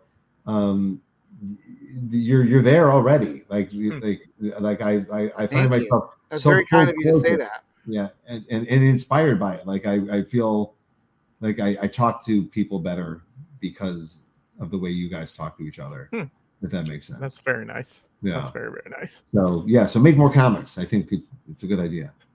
I'm really, and who knows, maybe a year from now I'll be burned out and bitter, but I don't think so. No, but you know what's great about yours too, that I'll tell you from experience. It's cool that we have like all the superheroes and all the IPs and all and even create our own. Our Wednesday Warriors. I don't know if you're like a Wednesday comic book person or a weekend or regular, semi-regular, but the people who buy comics, it's a very curated experience now. They pre-order them. They're very engaged. You have to be an engaged fan to really get some of this stuff. And then there's other books that are floating in the world, right? And then someone might randomly pick it up, and then the randomness of them being charmed and delighted and maybe like healed by, oh, this is exactly what I needed to be reading. And we all experienced that as kids. Like we grew up randomly finding comics or randomly being given a comic. Yeah. And like all my great memories of a childhood is like someone, like I just found it. Right. And I didn't go buy it. I went to go buy them afterwards. Whereas your book will be like in airports and in places where a parent will buy a kid something, and libraries. Yes, and this happens to me all the time, where a kid gets like thrown a comic to shut him up or something, and then it's exactly the moment they need it. And we all experience this as children, so you know what I'm talking about. But it's rarer now for kids to be randomly handed something. I remember I was looking to see, but I think it's too far away for me to reach to. Okay, I wasn't sure what you were doing. But there was the Comics Journal's like 200th issue or something. I used to get the Comics Journal. I would look through and try to like find stuff that it was like, what's this? And it was one where I got it because it was one of those where you flip it over and it's like an upside down second, like half and half that way. I don't know what the term for that is, but flip book. What? Flip book, right? Well, a flip book I think of as animated, like where you flip it. Upside down, half. No. But one side was an interview with Charles Schultz, and that's the reason I got it. But the other side was someone I had never heard of, which was Chris Ware. This was before Jimmy Corrigan got published as a full book, when he was still like serializing it. And I was just like flipping through, and I'm like, I recognize one of the things in the interview from an issue of Raw. It was my favorite thing in one of the issues of Raw, where he did a thing called I Guess, where it looks like a superhero comic, but the dialogue and the noises are just like a transcription of a story about like his grandma or something. I have no memory of this. Wow. It was such a crazy, because I remember it blew my mind, because it's like you're reading, like the title is I Guess, and then like the narrator's like, I have memories of a time like this, and then like the next half of the sentence will be something that like an evil scientist is saying or something, and even the explosion will be like but or something, or be like also or something. And I was like, oh, this guy did that one comic I read a long time ago. And then I started reading the interview a little bit, and I'm like, I couldn't get a beat on what this guy's deal was. And then I went to the comic book store like the next day, and I saw they had all his books were all different sizes and shapes. And I bought one, and I took it home, and it was the funniest thing I'd ever read and the saddest thing I'd ever read. Sad. It was both of those things. They were like really funny gags, and then like it was literally like parodies of the old like comic book ads for gags and stuff, but they were just like every word of it, brutally bitter jokes. But then a middle section that was the saddest story I'd ever read in a comic book, and I just bought all of the books. I just went back and I was like, I don't know what these are. And when I think about like that was truly just because Peanuts, Charles Schultz, I love Peanuts. And I bought that, and then I discovered this other that opened me up to like a million other things, you know? The best. Yeah. I used to like just stand in a comic store like Samuel L. Jackson and Unbreakable and just like let stuff happen to me. Like let me overhear people talking shit or going nuts about something. It's incredible. It's so much fun. Yeah. Well, I just wanted to stop by and say thank you for letting me be part of the madness that is this beautiful DVD situation. I've never done that before. That was a lot of fun. Yeah, I was psyched you said yes. Yeah, it's so much fun. And I was wondering if I was gonna have to do it like 8 times. I thought I was gonna have to do it over by. I mean, I would have loved to if we had 1. If you had sent me all 8 and we just put all of them on there, I would have loved that so much. No, but I had a vision of me getting like an hour and a half in. I don't have any way to edit anything. I just be like, oh, gotta start over. So, but then I got really excited because creatively, you guys, like I said before, like this has been inspiring to me, while other spaces that used to be inspiring to me have become less inspiring to me. Some of my literary heroes grew up to be garbage, so it's been exciting to find new people to look for inspiration for. And then I find you guys making comics, and it got very exciting. It means a lot to be welcomed. I think you were the first. I think you might be the first person that I've spoken to welcome me into this universe. Oh, okay. Yeah. Well, I mean, the first person unrelated to actually making these comics. Like, I've obviously spoken to James about it, but I really appreciate it. Well, you've been to Comic-Cons and stuff. Are you gonna ever maybe like saddle up, table it a little bit, do a little bit of everything at the table? I think maybe next year. Okay. It would be fun to do that. All right. Well, my vote for you is creator owned. Is next on your list. I think you need to try it. You're already doing it with most of your work. So it's not that big a leap. It's a much bigger leap for other people. It's funny because now I'm also thinking, because I grew up, my favorite stuff is funny animal comics. I always liked funny animal comics the most. And you can see right behind me. I'm it's right there. You're literally surrounded by them. Yes. And do you remember Critters? Do you remember the anthology Critters that Usagi Yojimbo started in? Yep. That was one that was so important to me, and I wish it had lasted forever. I wish they were still making it. That would have been. It's one of those things I love about comics is that there's certain little pockets of passionate audiences that like want this to be like Critters, perfect example, like a funny animal ongoing thing, and it always goes and then doesn't. But the comics is a space where they always try. Yeah. Yeah. That's awesome. Well, I hope you do try and follow it and take it there and see what you go. Make the book you always wanted to buy, but no one made for you. Yeah. That's literally the answer. I gotta think what it is. All right. Well, it's a cross between Chris Ware, Charles Schultz, and the Bugs Bunny Roadrunner movie. I think it's right in itself. I don't know, with little dinosaurs. You got it. It's done. It's written. Done by Sunday. All right. All right. Well, listen, I thank you guys, and I'm gonna go lie down on the floor. Go to sleep. Yeah. I have a big day tomorrow. So yeah. All right. Thanks, dude. Congratulations on everything, guys. Thanks for having me. See you, Brian. That was fun. That was very fun. It was very nice. I'm gonna plug this again just so people who showed up late. Yeah, let's plug these shows that are happening. We've got shows coming up very soon. October 10th at the Bell House in Brooklyn. If you're going to be at Comic-Con in New York, our panel is the day after our Bell House show, which is the 11th. It's at 1 p.m. I think it's room 106.2. I want to say. It's at 1 p.m. Have some really cool guests for that one that we'll be announcing very soon. Lucas adjacent guests, recent Lucas project adjacent guest. And then November 23rd, we're going to be in Chicago at the Den Theater. Have a very cool guest that we locked in for that. And we have 2 shows in New York, December 18th, an early show and a late show at UCB. And have some cool guests locked in / circling that one that I think will be rad if that happens. And then you can go to georgelucastalkshow.com or use this QR code. You could pre-order the documentary Blu-ray. And that also has the links to all the shows and stuff there. So I hope people will come to that because come to all of those. Yeah. Because we've never been to Chicago. We've never done a Midwestern show. The closest thing to... We almost went to Chicago last year for a thing, and then it fell through at the last minute. Yep. And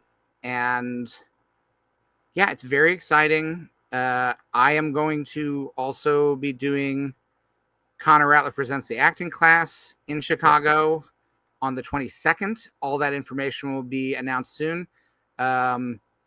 If you want to subscribe to my personal mailing list about things, go to buttondown.com /Connor Ratliff and subscribe to the mailing list. If you want to subscribe to the Connor Ratliff Presents the Acting Class YouTube channel, there are a bunch of shows on that, including my most recent one. Lots of free stuff to watch. And it would mean a lot to me if people would subscribe to that, because that is a free thing that you can do that the more I get, the better I feel. Because with YouTube subscriptions, you can kind of do it and then sort of forget about it. It doesn't really affect your life. 100%. Unless you're a crazy YouTube hound who just always is fixated on your subscriptions. You're like, no, it'll screw up my whole system. Okay, fine. Don't then.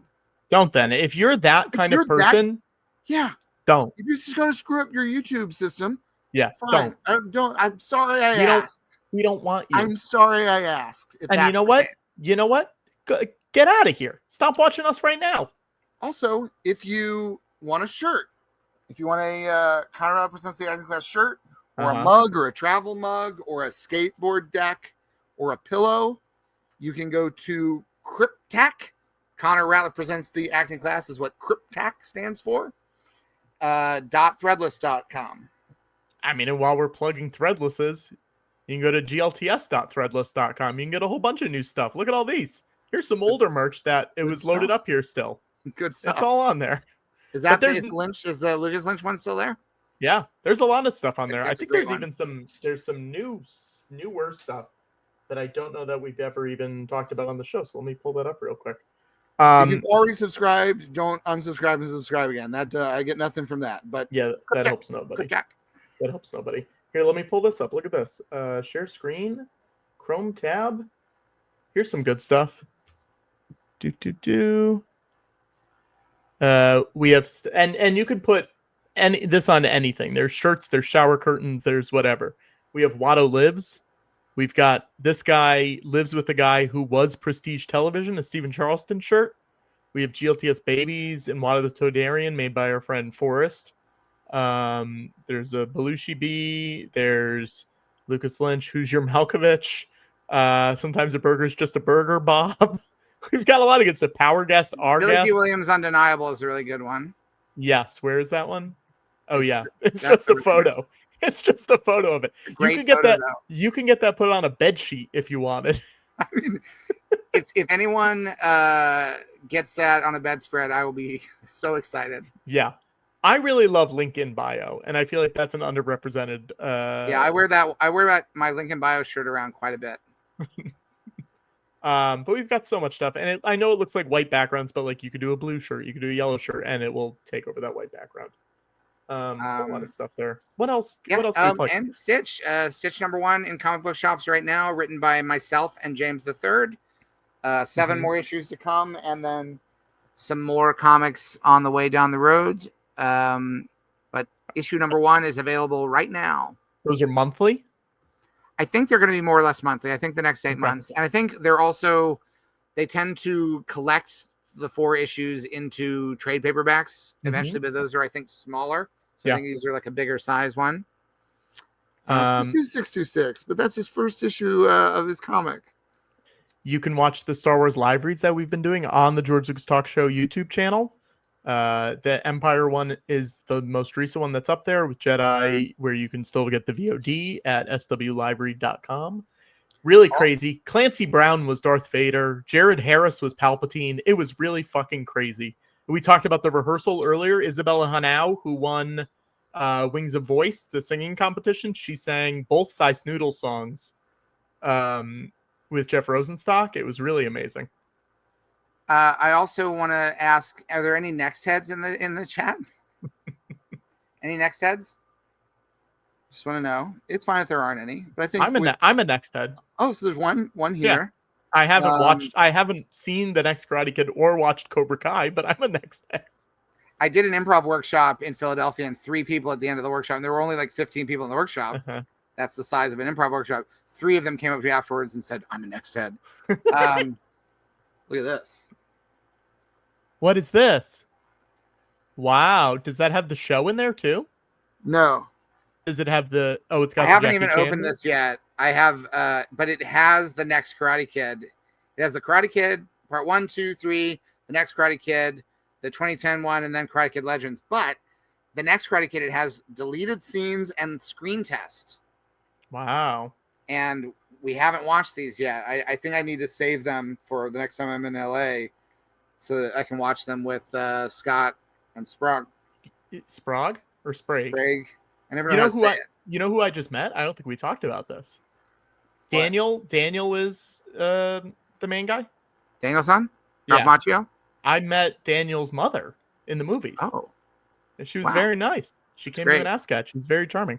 I was supposed to be in a TV commercial with Ralph Macchio last year, and we literally were like, had already done costume fittings and everything, and then it was just like he had a schedule change, and it never happened. The whole commercial went away. That's crazy. And all I wanted to do was go up to him and talk to him about one of the only Karate Kid movies he's not in. I wanted to go up to Ralph Macchio and say, I'm a next head. And he'd be like, what are you talking about? Like, you ever hear the next Karate Kid? It would have been worth getting fired from the commercial for. Yep. Okay. To go up to Ralph Macchio and say, hey, Ralph, I'm a next head. And he'd be like, what? You ever see the next Karate Kid? He'd be like, I wonder, would he immediately be like, would that be insulting? I don't know. It's the most amazing movie I've ever seen, Ralph. You ever seen it? Wait, hang on. Drake in the chat is saying Ralph Macchio was at a wedding I was at 2 years ago, and then followed up by saying it was the wedding of someone in the George Lucas doc. Crazy. You can't just blind item that, Drake. We got to get Walton Goggins or Michael Ironsides on the show. I feel like Ironsides is very easy. I just want to talk to him about Dugan. I know. Gotta be blind, Drake. That's crazy. All right, I gotta go to bed. You gotta go to bed? All right. Yeah. Okay, well, let me put these up one last time before you leave. Here is the pre-order for the documentary. We really appreciate it. Put a lot of work into it and would love if people would buy it. You can get it at georgelucastalkshow.com. There are 55 audio commentaries on it. And here's the link for the upcoming shows that we were doing at the end of the year. Check them out. Hopefully we'll see you at some of them. Thank you for tuning in. Connor, you have anything you want to leave us on? I just hope everyone's doing okay. Oh, right. And may the force be with you always. Oh, I wasn't looking for that. Is that what we're supposed to do? I don't do that. I just couldn't find the end stream button. Try it again. Connor, is there anything you want to say to get us out of here? Yeah. Well, I don't, but someone else here does. Hold on. Good night, Larry.